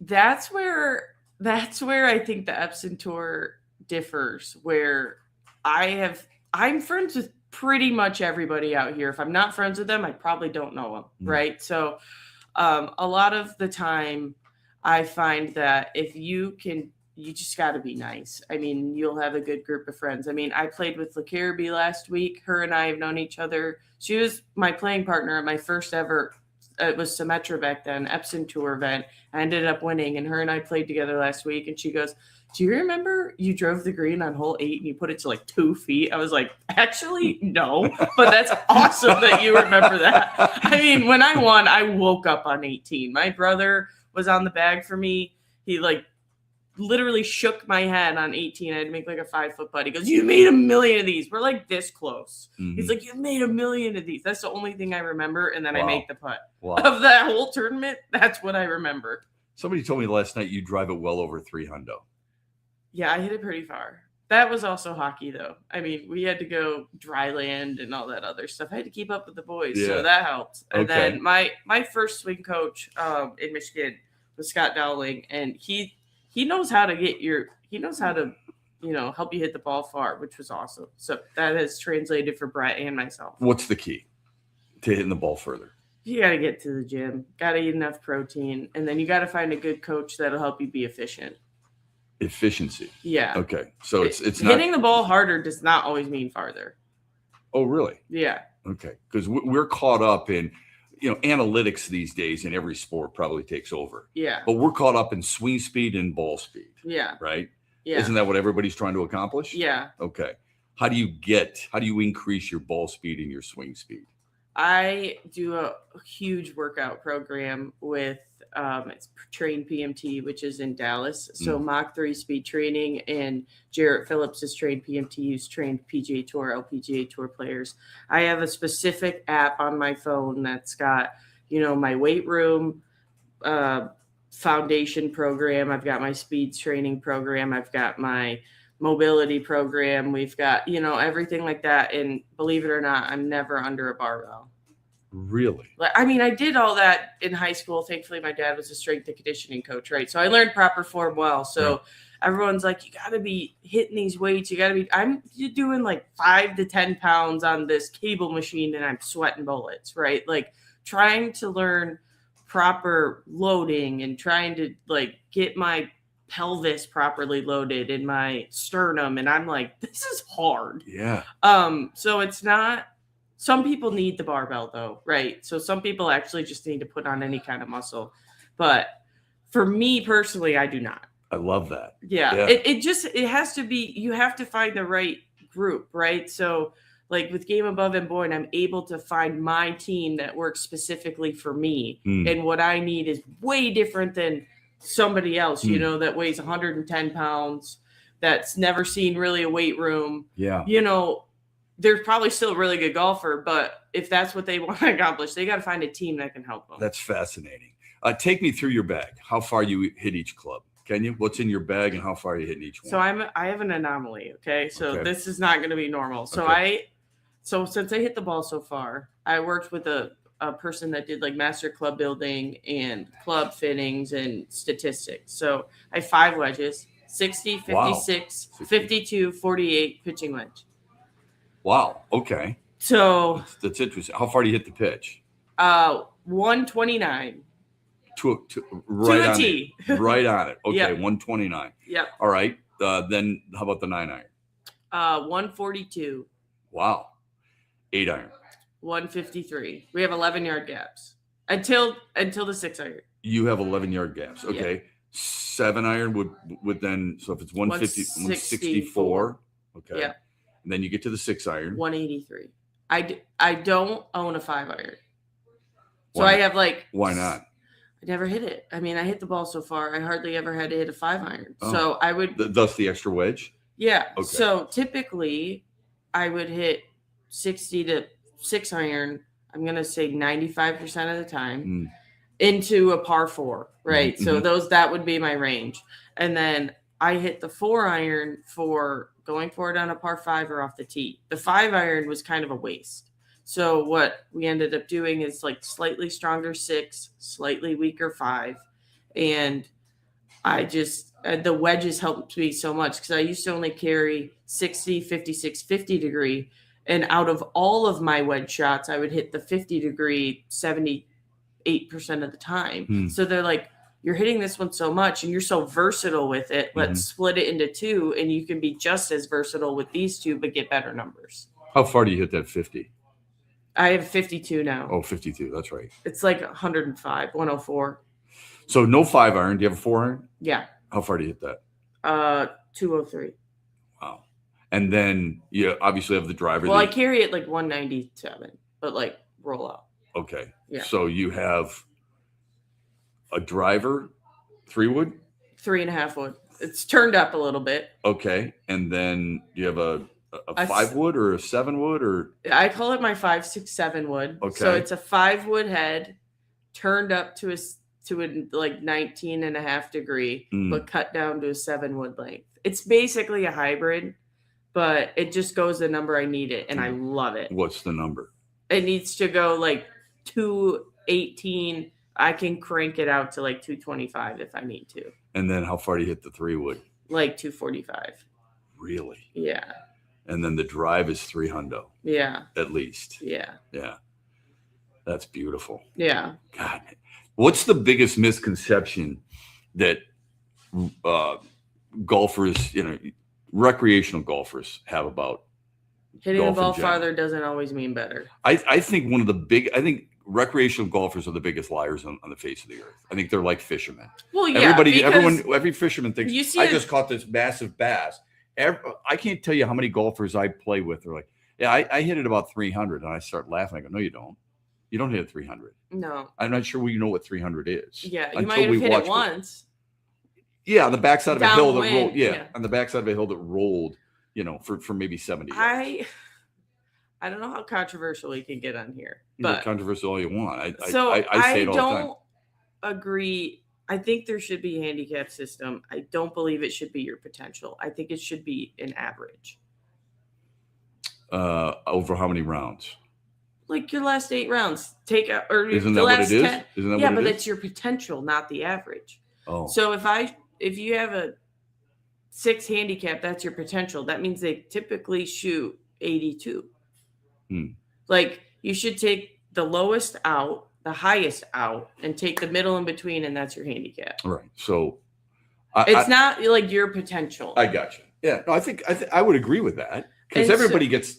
I don't want to say lucky. It's hard for us. It's hard for recreational golfers to get lucky for 18 holes. Yeah, and then you'll actually kind of get less frustrated if you shoot your average.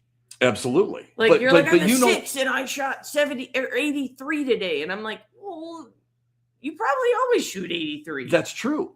That's we have to accept who we are at some point because we're not you. And then, so if we shoot, for example, if you play 9 and you shoot, I played it last week. I shot a 37, pull it right out of my, you know what? Yeah. I'm not doing that all the time.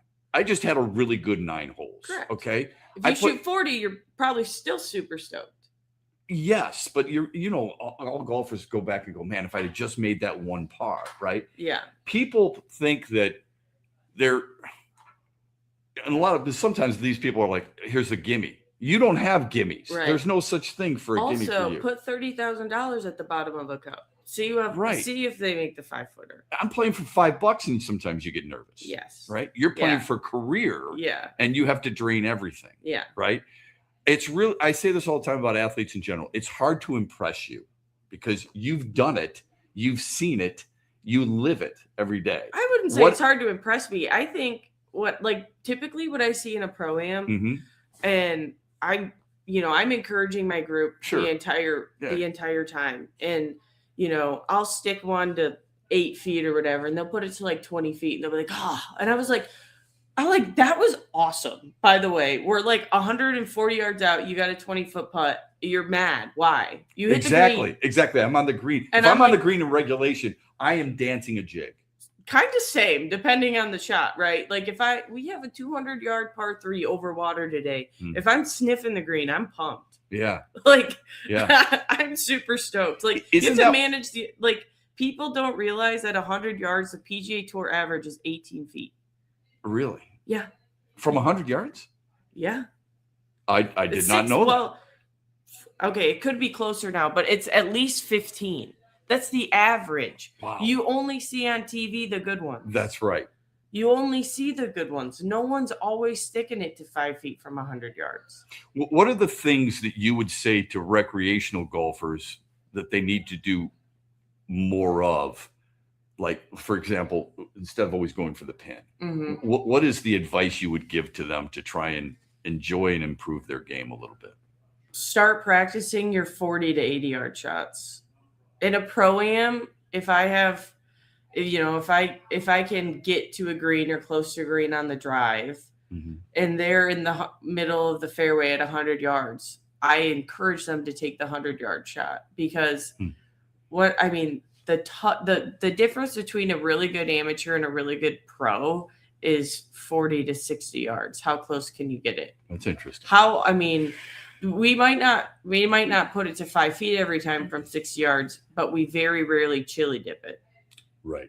Right. Like you typically see a lot of chili dips, especially in the pro. Do you hit to yardage instead of you don't always hit your driver on a par 4, obviously. No, I don't. And sometimes I don't necessarily hit to a yardage. Sometimes I have to hit 3-wood to avoid the trouble. Right. Because I'm hit the ball so far. Yeah. You're like where my aim point or where my driver would finish up pinches. I want to be at the biggest part of the fairway because you're playing the math of this is my cone. This is my dispersion pattern with my driver. This is my dispersion pattern with my 3-wood.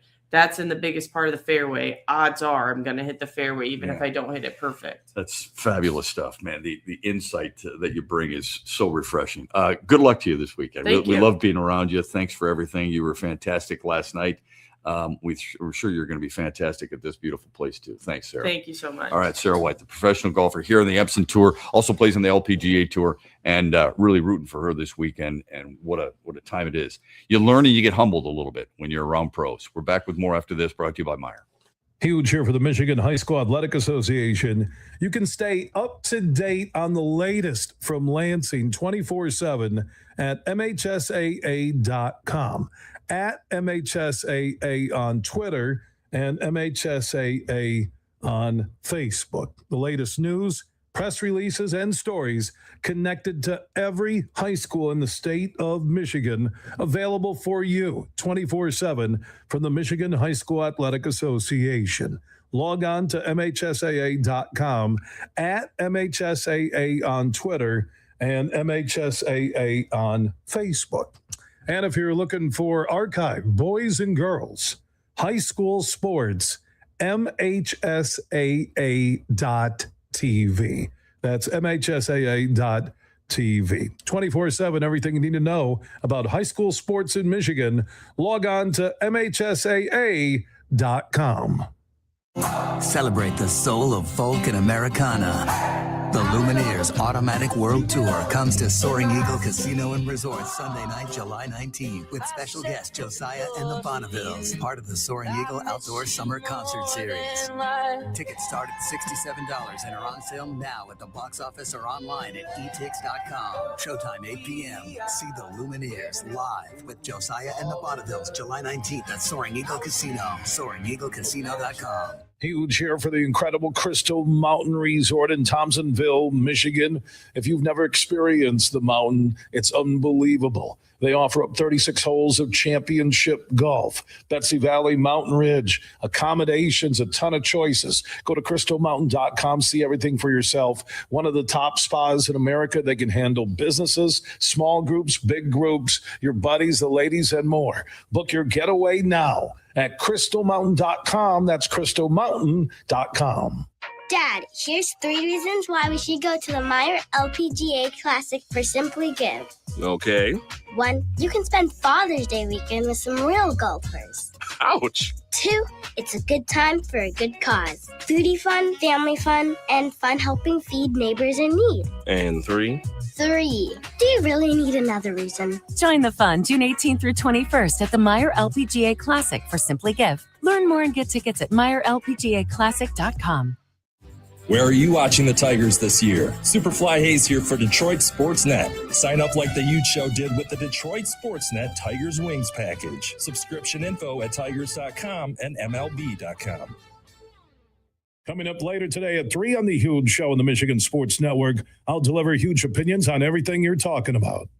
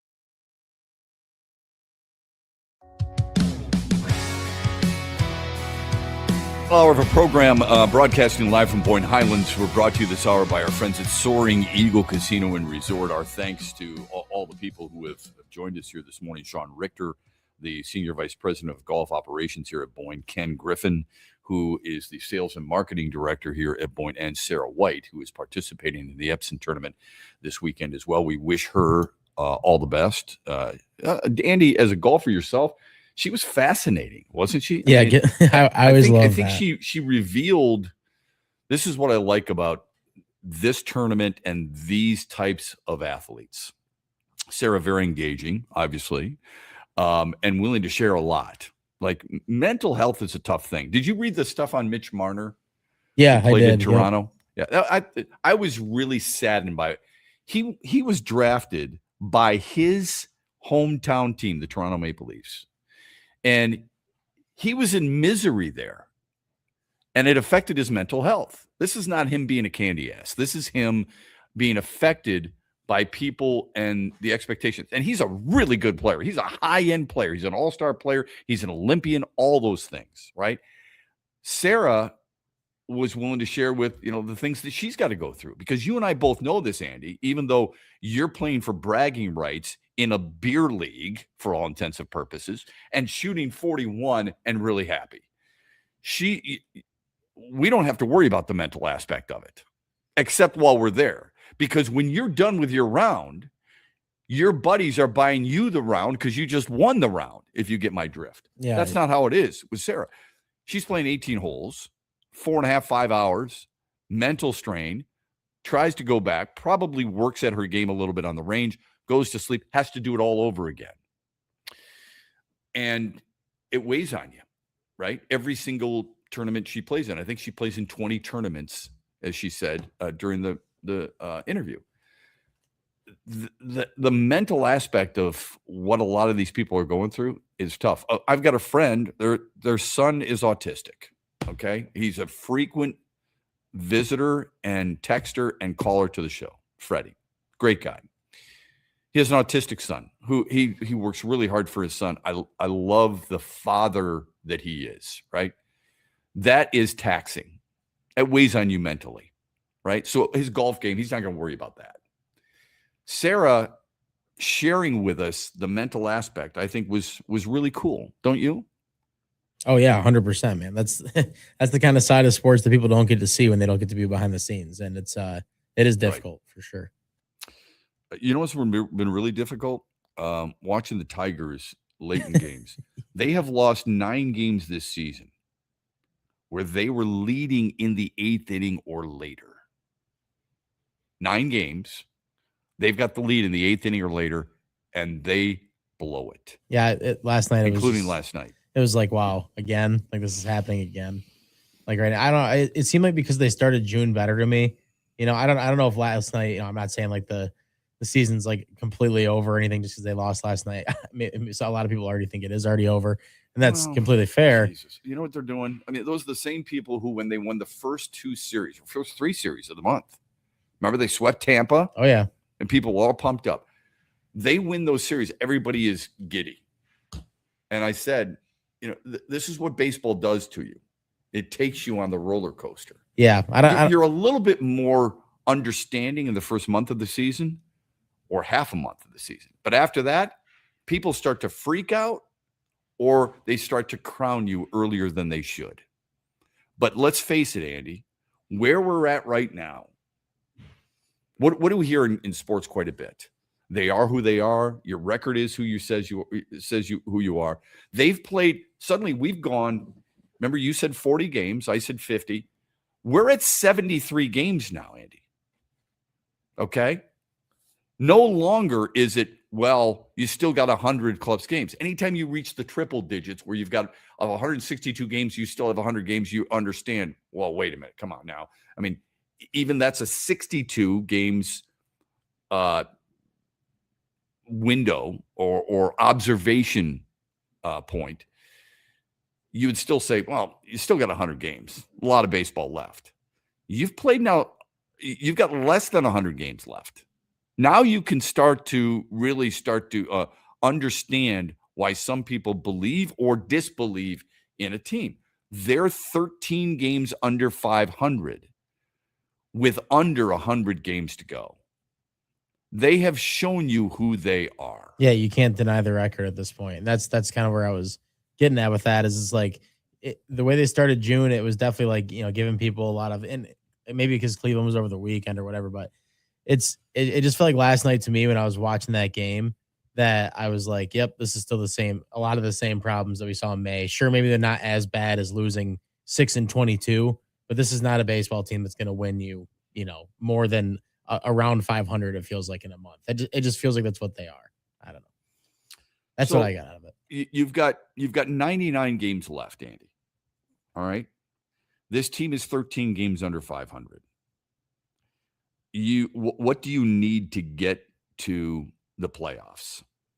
85, maybe? I mean, there's probably gonna be one team that's around 500 that makes the playoffs this year in the AL. It's just based off the way the records are right now. But do you think, okay, so let's say 85 games, which isn't great. Okay. You're just a few games over 500. Do you think this team can go 55-44 the rest of the way? I wouldn't say it's impossible, but probably not. Based off their bullpen and everything they've shown defensively, I don't see how you can be when you're playing against so many things in your own. Again, it feels like they're playing against themselves a lot of these nights, and when you do that, it's hard to win a lot of games in a row. You and I, we try not to bring everything back toward golf, but you and I love golf. You ever have a round? I know you have, where you're fighting yourself. You're fighting. Oh, 100%. Yep. Okay. You're saying to yourself on the tee box, I don't know why I can't fix my drive. I was driving really well yesterday. Amen to and that. Today, biggest problem. Today, for some reason, I've got a fade. I've got a hook. I got to figure out what I'm doing wrong. I'm running out of holes to fix it. You're fighting yourself. I feel like when I watch the Tigers, even sometimes when they win, they fight themselves. Yeah, for sure. And last night they were fighting themselves. They were fighting themselves with Dylan Dingler's inability to block it was a wild pitch. The inability to get the first man out in the 8th inning. The fighting themselves, Joey Cora trying to make something out of what was nothing, even though he's in the heart of the order. Why he's sending Dylan Dingler is beyond me. And Kevin McGonigal in other words, guys trying to do too much. And to me, that's frustrating. And I think AJ Hinch, he is just not pressing the right buttons this year. And so he's far pressing too many. It feels like at times. I mean, last night you knew there wasn't going to be a lot of runs. It was Hunter Brown against Framber Valdez in a game where they both really wanted to pitch well. I feel like it was going to be low scoring. And the Tigers did just lose, Colt Keith and Gleyber Torres yesterday, which they've both been pretty good for them lately. But he knew he wasn't playing Gleyber Torres going in. Yeah. So that forget that. It's the Colt Keith. It's a couple days ago. You knew Troy, you weren't getting Troy Melton. Yeah, and look sure. what Drew Anderson did as a starter, and you won that game. So you can't sit there and say, well, he's put it together, he knows it, and then try to take it away. No, nothing from AJ, just their offense in general. I'm saying Okay. I feel like last night it was worse because of who they had in their lineup. Well, their lineup is horrid anyway. Yeah, that's do you believe he's over managing?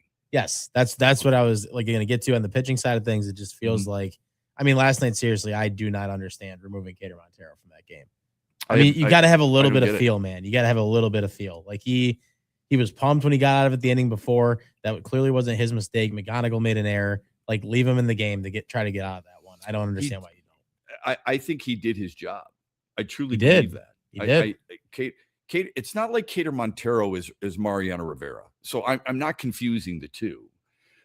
But certain guys, I believe, deserve the opportunity to wiggle out of a jam or overcome something.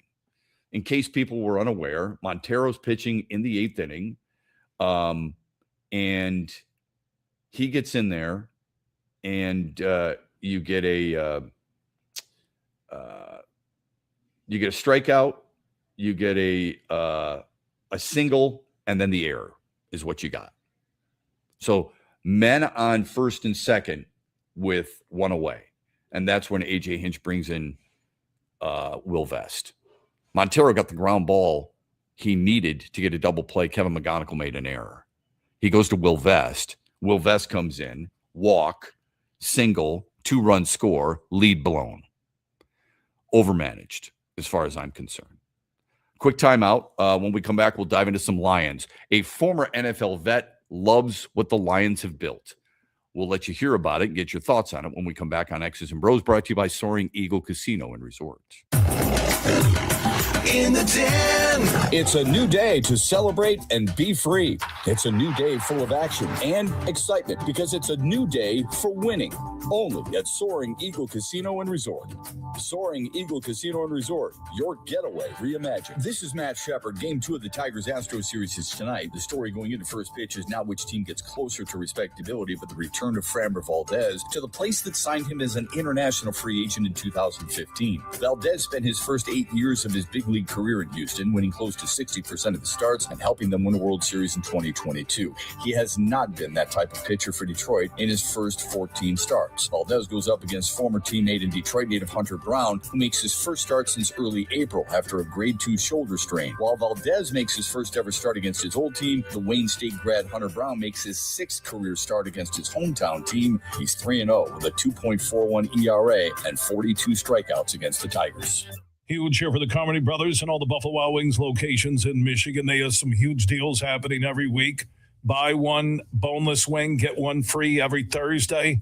They also have their bottomless appetizers. Groups can get bottomless apps starting at $9.99, and they also have the Pick 6 meal for 2. Get 2 entrees, 2 sides, and 2 drinks starting at $19.99.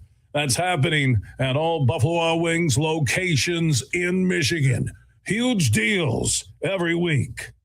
Where are you watching the Tigers this year? Superfly Hayes here for Detroit Sports Net. Sign up like the Huge Show did with the Detroit Sports Net Tigers Wings package. Subscription info at tigers.com and MLB.com.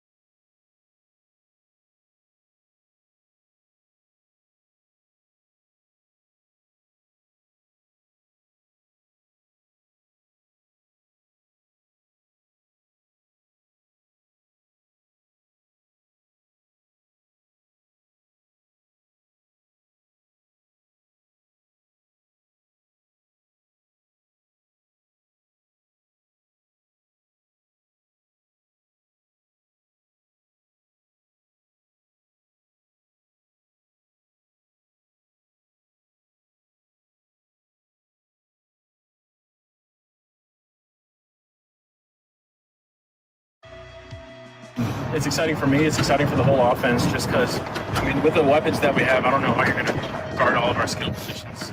I feel like if you want to try to double a guy, then you're just leaving another extremely skilled person wide open. So I think it's a great opportunity for the whole offense. They got to worry about a lot of guys, and we're excited to punish them on the field.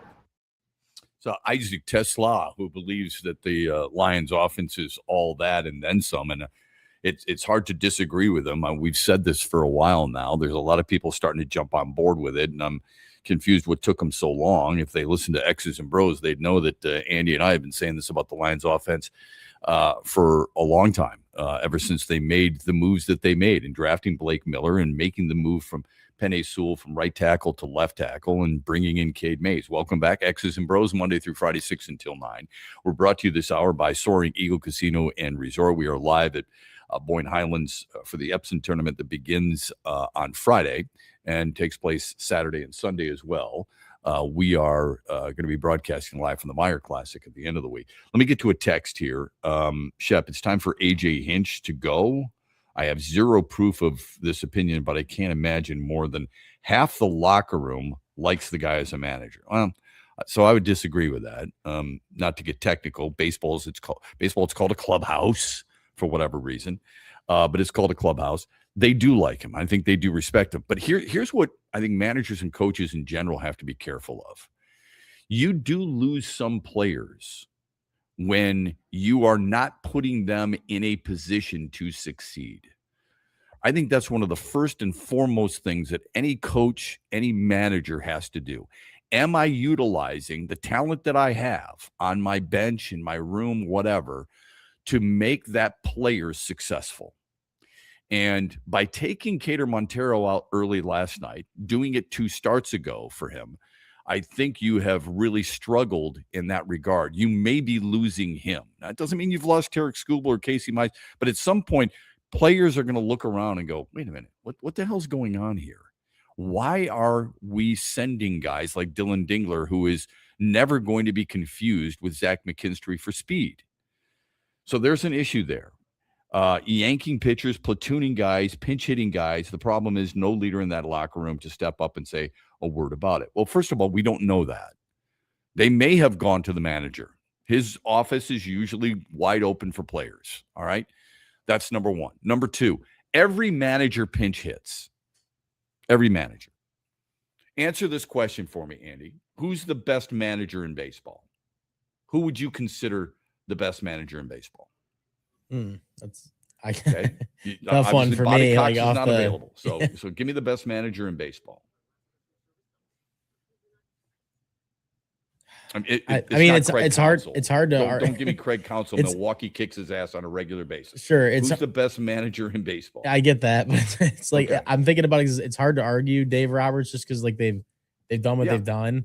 So I don't know how you argue it, but at the same time, they have so much talent in that team. It feels like. Yeah, I think Kevin Cash is really good in Tampa. I really like Stephen Vogt. To me, Stephen Vogt, 2 years. I can't say Stephen Vogt.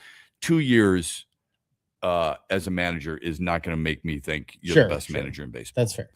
But I like your answer. I think it's fair, Dave Roberts. It does help when you have Freddie Freeman playing first, Mookie Betts playing short, right? Max Muncy playing third, Kyle Tucker playing right. For crime, Will Smith behind the dish. Jesus, every single day he's got the same lineup just about. Andy Paez in center. It's a little bit more challenging when you're trying to piece together a guy like Austin Slater into your lineup, which is what Kevin Cash is doing. But I hate to tell you this, those guys are pinch hitting guys. They're pulling pitchers. That's what happens. All right. Last night, the Dodgers starting pitcher, Jake Wrobleski, pitched 6 innings. He gave up 3 hits and no runs. And it's Justin Wrobleski, I'm sorry. And Justin Wrobleski was pulled in a 1-0 game. So Dave Roberts used 4 pitchers last night. Tampa, as good as Drew Rasmussen was last night against the Dodgers, he struck out 7 in 7 innings. Scattered 6 hits. He was pulled. I'm not defending AJ Hinch. I'm just saying This is not unique to what the Tigers are dealing with. Teams are going to utilize their bench. John Schneider and the Toronto Blue Jays got to the World Series a year ago. He used 5 pitchers last night in a 6-1 win over Boston. And he is pinch hitting guys. The difference is Detroit's pinch hitters, their platooning guys or their pinch hitters and their relievers have not been up to snuff. As I mentioned earlier in the broadcast, earlier in our show, when you look at what the Tigers have done this year, so far this season, how bad has it been? It's been really bad. His decision success rate ranks 25th in Major League Baseball. So that's part of the issue. I agree with the text regarding the platoon, but I've been on this bandwagon for a long time, and people have tried to shoot me down and said, you don't know what today's baseball is and all this other stuff, all the smarter people than I. When I'm sitting here screaming, can you just give me, you want it to be Max Anderson at second base? Fine. You know, that's what everybody loves. That's the next Trammell and Whitaker. You haven't even seen Max Anderson play, but you think he's the next Whitaker. Okay, whatever. You know, Jesus. Let's laugh. But yeah. So you want that to bring him up and play him there at second base every day if you think he's a second baseman. I am so tired of the quote unquote versatility. Dan Campbell was quoted the other day at OTA saying about Christian Mahogany. I'm sorry. Giovanni Manu may get some run at guard. They may try it, but that's the reason they brought in Barch, and it's the reason they still have Frazier. There's going to be a competition. But you know what Dan Campbell's doing? And I know football is different than baseball. He's got his left tackle, his right guard, and his center. He's got 3 wide receivers. He's got a couple of tight ends. He's got his quarterback, and he's got a couple of running backs. All of them know their role. Answer me this. If you're Matt Vierling, what's your role? If you're Kerry Carpenter, what's your role? If you're Kevin McGonigal, what's your role? At the top of the order, get on base and play good defense. At what position? Why are we moving guys around constantly? Why is Zach McKinstry at short instead of Kevin McGonigal? Is Zach McKinstry the second coming of Ozzie Smith? Is he so much better than Kevin McGonigal that he has to play shortstop and McGonigal can't? And if he is, that's fine. Maybe he's another Gary Templeton. I haven't seen it, but maybe that's the case. If you think McGonigal is your third baseman of the future, play him there all the time, please. It's not that hard to figure out. Shep, many hated Larkin for saying something, but it exposed what's really going on. Agreed. But he's not winning the battle of public opinion right now. What pisses me off about yesterday, AJ cost them that game. AJ still doesn't know Vest sucks in the 8th. Yeah. He's got a 10.5 ERA in the 8th inning. He's got a 1.5 ERA in the 9th. Play by the numbers and analytics. There you Talk go. about if you're going to live by analytics in baseball, in sports in general, if you're going to live by analytics, you're going to flip and die by analytics. If you believe that numbers oftentimes don't lie, then you should never pitch Will Vest in the 8th inning. 10.5 ERA in the 8th inning, 1.5 ERA in the 9th inning. That is not hyperbole. And that's that's not a short, small sample size. That's a long sample size. Shep, via text. Scott Harris has done nothing to make this team and organization his own. I continue to say it. He lucked out with Skubal and Dingler. He passed on Wyatt Langford, took McGonigal, but they're screwing with this kid, switching positions every day. It's ridiculous. Don't disagree with that. Not one damn bit. I watched Wyatt Langford play at Florida. I thought he was really good. I've said this story ad nauseum. A friend of mine who's a Major League Baseball scout said, Shep, you're going to love Max Clark. I don't know how we're judging Max Clark so quickly. Okay? He's 21 years old. He's a really good player. Will it translate into the major leagues? I don't know. But you don't know that about Max Anderson.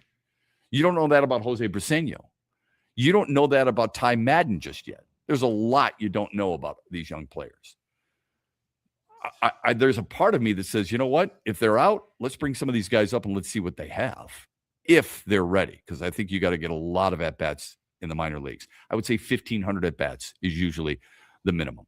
Quick timeout. Back with more on the Lions specifically and what a former NFL player says about their offense. That's coming up next on X's and Bros, brought to you by Soaring Eagle Casino and Resort.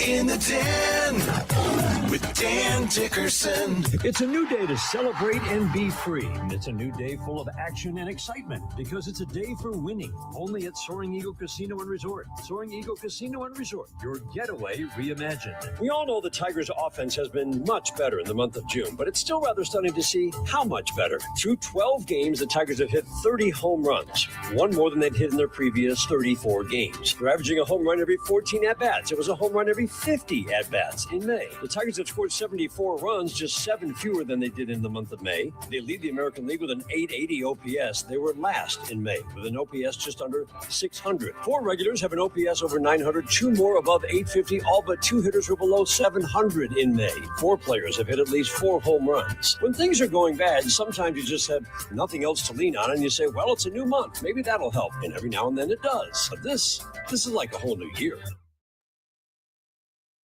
Van Andel Institute Purple Community is a grassroots fundraising network powered by the dedicated volunteers who support VAI's mission to improve human health now and in the future. When you raise funds through the Van Andel Institute Purple Community, 100% of the proceeds go directly to the Institute's research into diseases like cancer and Parkinson's, as well as VAI's science education programs. Learn how you can get involved at purplecommunity.org.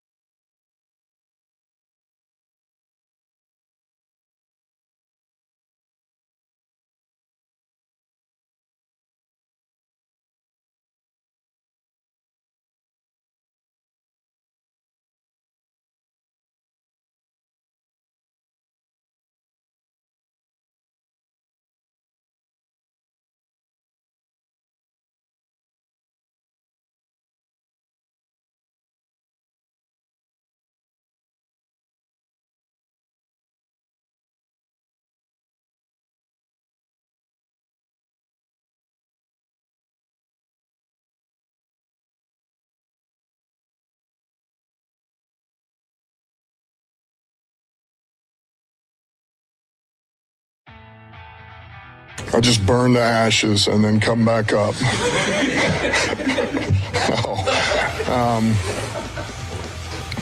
No, I mean, look,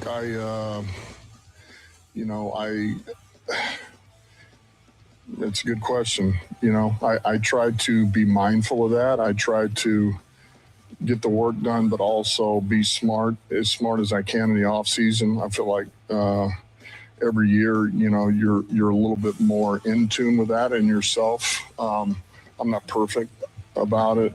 This job is consuming. But I love it. We love it. I mean, I'm sure most coaches would tell you that. Look, that's Dan Campbell, Lions head coach. Let me ask you a quick question, Andy. Dan Campbell has been he played 10 years in the National Football League as a coach. This is his 6th year, I believe. Is that correct? 5th. Let's see. Yeah, it's hard to believe, but that sounds right. 23, 24, 25, 26. So it's his 6th year. He's still, refreshing is a bad word, but he's still a guy you like that he's your coach, right? He hasn't worn out his welcome yet. I think people, as much as I like AJ Hinch, I think there are some people who are tired of some of his moves. Is that fair to say? Oh yeah, it's definitely. I think people got quickly tired of Larry Brown, even though he brought a championship here. People got quickly tired of Mike Babcock, even though he brought a championship here. Dan Campbell, granted, hasn't brought a championship, but 6 years in, I think people are still glad that he's their head coach. They like hearing from Dan. He's still Campbell. so personable, man. Like the start of that answer, I love it. Like everybody can kind of relate to that. When they're stressed out, he's like, "Yeah, I just absolutely burn up." Like I love that start. Yeah, that answer. Me too. So I think his offense is as good as there will be in the National Football League if everybody stays healthy. I feel really good about what they have to offer. Drew Petzing, we don't know yet. In all likelihood, because of what he did for Trey McBride in Arizona, Sam Laporta is expected to have a big year. I think they're going to have very good balance. I think Jahmyr Gibbs is going to be more involved in the passing game. I think Isaac Pacheco is going to be involved in a lot of that stuff. And I think this offense is going to click. I think it's too talented not to click. And let's be honest, it's been clicking. I had a conversation with a buddy of mine the other day, and he said, I don't like what the Lions offense is about. So my comment to him was, okay, what is it you think is most important? Give me the statistic that is most important when it comes to offense. And I said, please don't give me this bull crap about yards per game, because that's not important. What is the most important part? It's points per game. Am I wrong? Scoring, yeah. At the end of the day, you got to have more points to the other team. I know that's not record-breaking knowledge, but yeah. Yeah. So Detroit was top 5. They were 5th in the league in scoring last year. They were number 1 in 2024.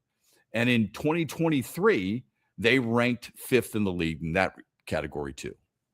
So you feel pretty good about that. Yeah. All right. So I said to him, what is it you don't like? Is it a passing league? And he said, yeah, it's a passing league. I said, okay, in 2023, Detroit ranked 2nd in the league in passing yards per game. In 2024, Miami beat them that year. In 2024, they ranked 2nd in the league in passing yards per game to Cincinnati. And in 2025, they ranked 3rd in the league in passing yards per game behind the Rams and the Cowboys. What is it you don't like about the offense? To me, those are really important. Turnovers are big too, obviously. Sacks are important. All these different statistics. I'm not saying they're not worthy of a discussion. I'm just saying the 2 most important things you want your offense to do in today's NFL. This isn't back when Barry Sanders and Walter Payton were running it, or O.J. Simpson was toting the rock, okay? There's no great running back right now that makes you go, all right, I'm going to abandon the passing game, and I'm going to turn and hand it off to Floyd Little. Doesn't happen. So it's a passing league, and you got to score. Detroit's done a really good job of that. Mitch Morse played 10 years in the National Football League. He was on a podcast yesterday, and this is what he had to say about the Lions offense and how comfortable he is saying They are one of the best, if not the best. Listen to this. Go ahead. I'm not. It's no secret. But I'm looking at this projected starting offense and defense for the Detroit Lions, and it's going to be hard pressed for me to find another team in the NFL with a more complete team on paper.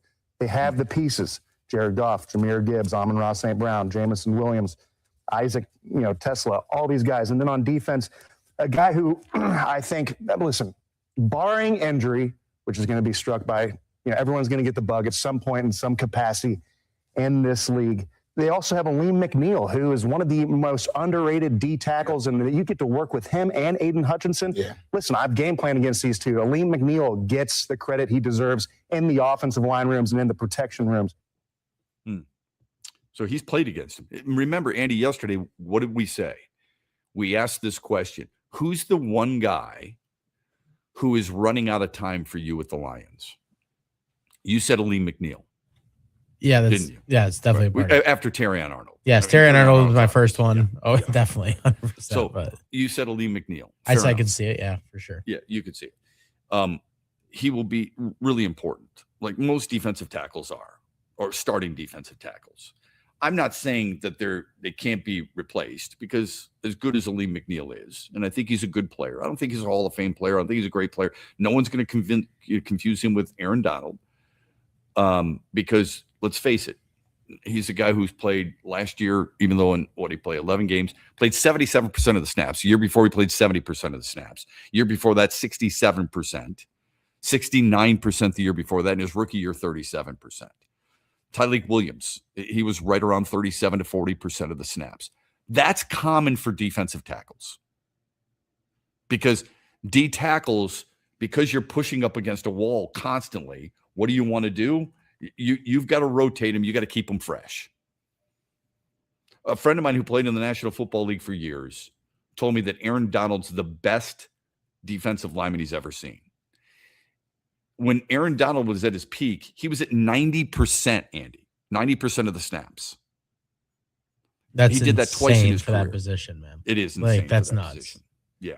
Now, he played a little defensive end, right? But for the most part, he's a D tackle. You don't find that very often. Who's one of the best defensive tackles in football? Is it fair to say it's Jalen Carter? I mean, yeah, you definitely say that. Okay.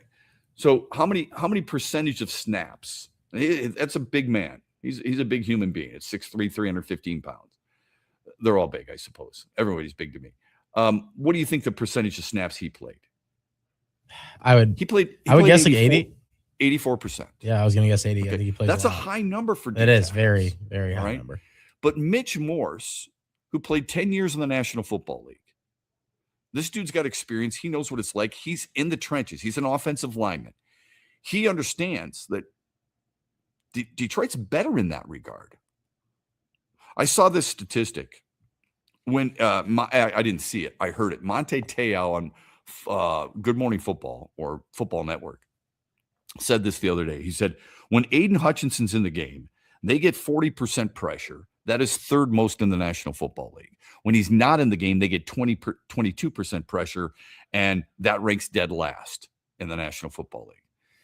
And my thought was, okay, that's a fair statistic. Here's what you're forgetting. Aiden Hutchinson plays 92% of his snaps.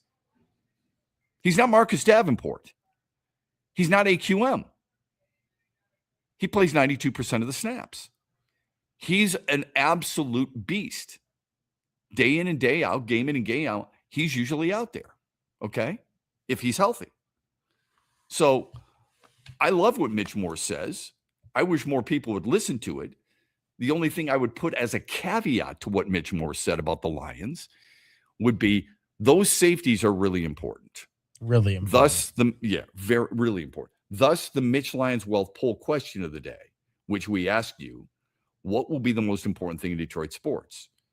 Getting Branch and Joseph healthy, extending Jalen Duren, trading Larkin, or trading Scooble. You can vote as often as you want at XB Mornings. I've retweeted it as well at Shepard if you want to follow me on Twitter, and done the exact same thing. Shep via text. Wonder what Tesla thinks of that back seven on defense and his opinion on that. burning guys on a regular basis. I saw some video yesterday of Jimmy Rolder having another interception. Does it matter that he's intercepting Teddy Bridgewater? I don't know. But Jimmy Rolder looks pretty Probably good. not, but I mean, maybe it's better than him not intercepting Teddy Bridgewater, I guess. But yes, you gotta be careful about how much you take away from anything with that kind of stuff. But yeah, I mean, I think most people know that, but not to mention the fact there's no pads, right? No, yeah, it's exactly. 7-on-7 for the most part. I mean, it's going to a clinic and going up to Rochester Adams and playing 7-on-7 ball. Okay, those things. But sometimes you can get a glimpse of a player's athleticism, for example. Ability, if you didn't follow him, at a specific school where he was at. Let's get to the Mitch Lanswell poll question of the day from yesterday. We asked you this. I think this is a good question. Which championship was most unexpected? Indiana's in college football, the Knicks in the NBA, the Hurricanes in the Stanley Cup, or Seattle in the Super Bowl? Now, before Andy reads the results, and I never look at the results, I would remind people, when Sam Darnold went to Seattle, people laughed openly. 100%. Yep. It's not that they didn't believe in their defense, because Mike McDonald's really good as a defensive coordinator.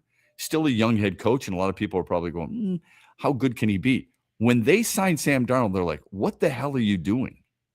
Not that you want to build a team around Geno Smith, but not many people believed in Sam Darnold. It wasn't long ago where nobody was believing in Kurt Cignetti. He was a laughingstock at the Big Ten Media Day. The Knicks have been the most overrated franchise, maybe in all of sports, for a long time, since they hadn't been to a championship in 53 years. And the Carolina Hurricanes, under Rod Brindamore, even though he won a cup and hoisted as a captain of Carolina, everybody said what? They can't get over the hump. Every year they get there, but they can't get over the hump. How did people vote?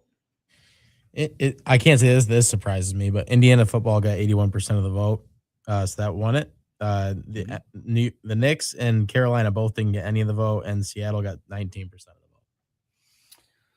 When you're the worst college Division I Power 4 school in football in history, that's the and thing. then you You win gotta a think national about championship. That's you have to. Yeah, The only thing I would say, it came out of nowhere only from this standpoint. The year before, they were really good. They were good, yeah. They made the college football playoff the year before. Yep. So how surprised should you have been? The Knicks They made it, Eastern... but didn't they get beat in the first round by Notre Dame last year or 2 years ago? Wasn't that the game? I think. Yeah. Yes. So maybe people were like, okay, like they made it because there's 12 teams or whatever. But right. Are they really a number one team? Kind of thing. Yeah, for sure. That's a fair point. The Knicks made the Eastern Conference each of the last 2 years. Didn't win. Seattle, as I mentioned, with Sam Darnold, give me a break, and Carolina with their history. It's a good job. Appreciate people voting. Vote on today's Mitch Lanswell poll question. We'll give you the results in the 8 o'clock hour tomorrow. How did the Daily Wager do last night? Brought to you by Soaring Eagle Casino and Resort and their sportsbook Ascend. Yeah, we don't really want to talk about last night. It was probably my worst night in a while, but I picked the White Sox to get the win. They did not win. It was a lot of runs for New York and not a lot for the White Sox. So today we're gonna go baseball again. We're gonna go back to players here. I'm going with Sandy Alcantara tonight to get 6 strikeouts. They're giving him plus 146, which I think is really high for a guy who gets a lot of strikeouts, or at least as a solid average of strikeouts. He's got 7 in his last 2 games, so I'm taking him to get 6 tonight. Good. That's keep right in the hot wager. hand. Okay, that's the Daily Wager. Sandy Alcantara. You had mentioned the White Sox. Yankees blew them out 12-2. In case people didn't know, they had 16 hits in that game. Aaron Boone actually did pinch hit somebody. Okay. Garrett Cole. I think you had something on Garrett Cole not too long ago. Garrett Cole threw 6 innings. Still coming back a little bit. He threw 90 pitches, struck out 6, gave up a couple of runs. Yeah, I took the Rays against him when he had his first game back. That one did hit, but last night he pitched against them, and his last 2 starts weren't great. So I figured maybe the White Sox can capitalize on that. But I get it. And Chicago's been red hot for the most part. I shouldn't say red hot, but they'd won 7-10 going in. The Yankees are is it fair to say they're a little underrated? think they're underrated, man. I guess I don't really. They got 40, Andy. They got 44 knockouts. Okay, on the year, by far and away the best in the American League. Their run scoring differential. No one in the American League is even close. They're a plus 117 in run scoring differential. You know who the next closest is in the American League? Seattle plus 22. 95 run difference between the Yankees and the Mariners. The only team better in all of baseball is the Dodgers. The Dodgers are a plus 143 in run scoring differential. That's insane, considering everybody else in the National League West is minus. The Dodgers are the only team with a plus in run scoring differential in their division, whereas the NL Central, all but one team, the Reds, are a plus. But I think the Yankees are a little underrated, and knowing that they've been playing without Aaron Judge and how well they've been playing without Aaron Judge. I mean, they've got 24 roadkills right now. They in Milwaukee have the most road wins in all of baseball.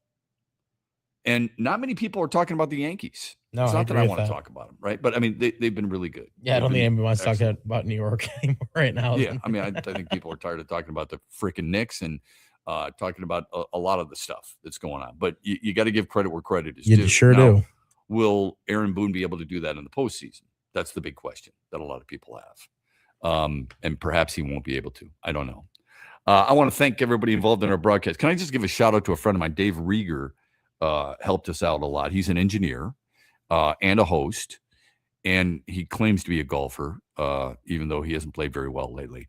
But he was willing to help us out here at the Highlands because he and his crew have been here and broadcast last night, and we appreciate his professionalism and his friendship very much. So I wanted to thank him. Thanks to Andy McDonald for at least helping us in that first segment and throughout the show like he always does.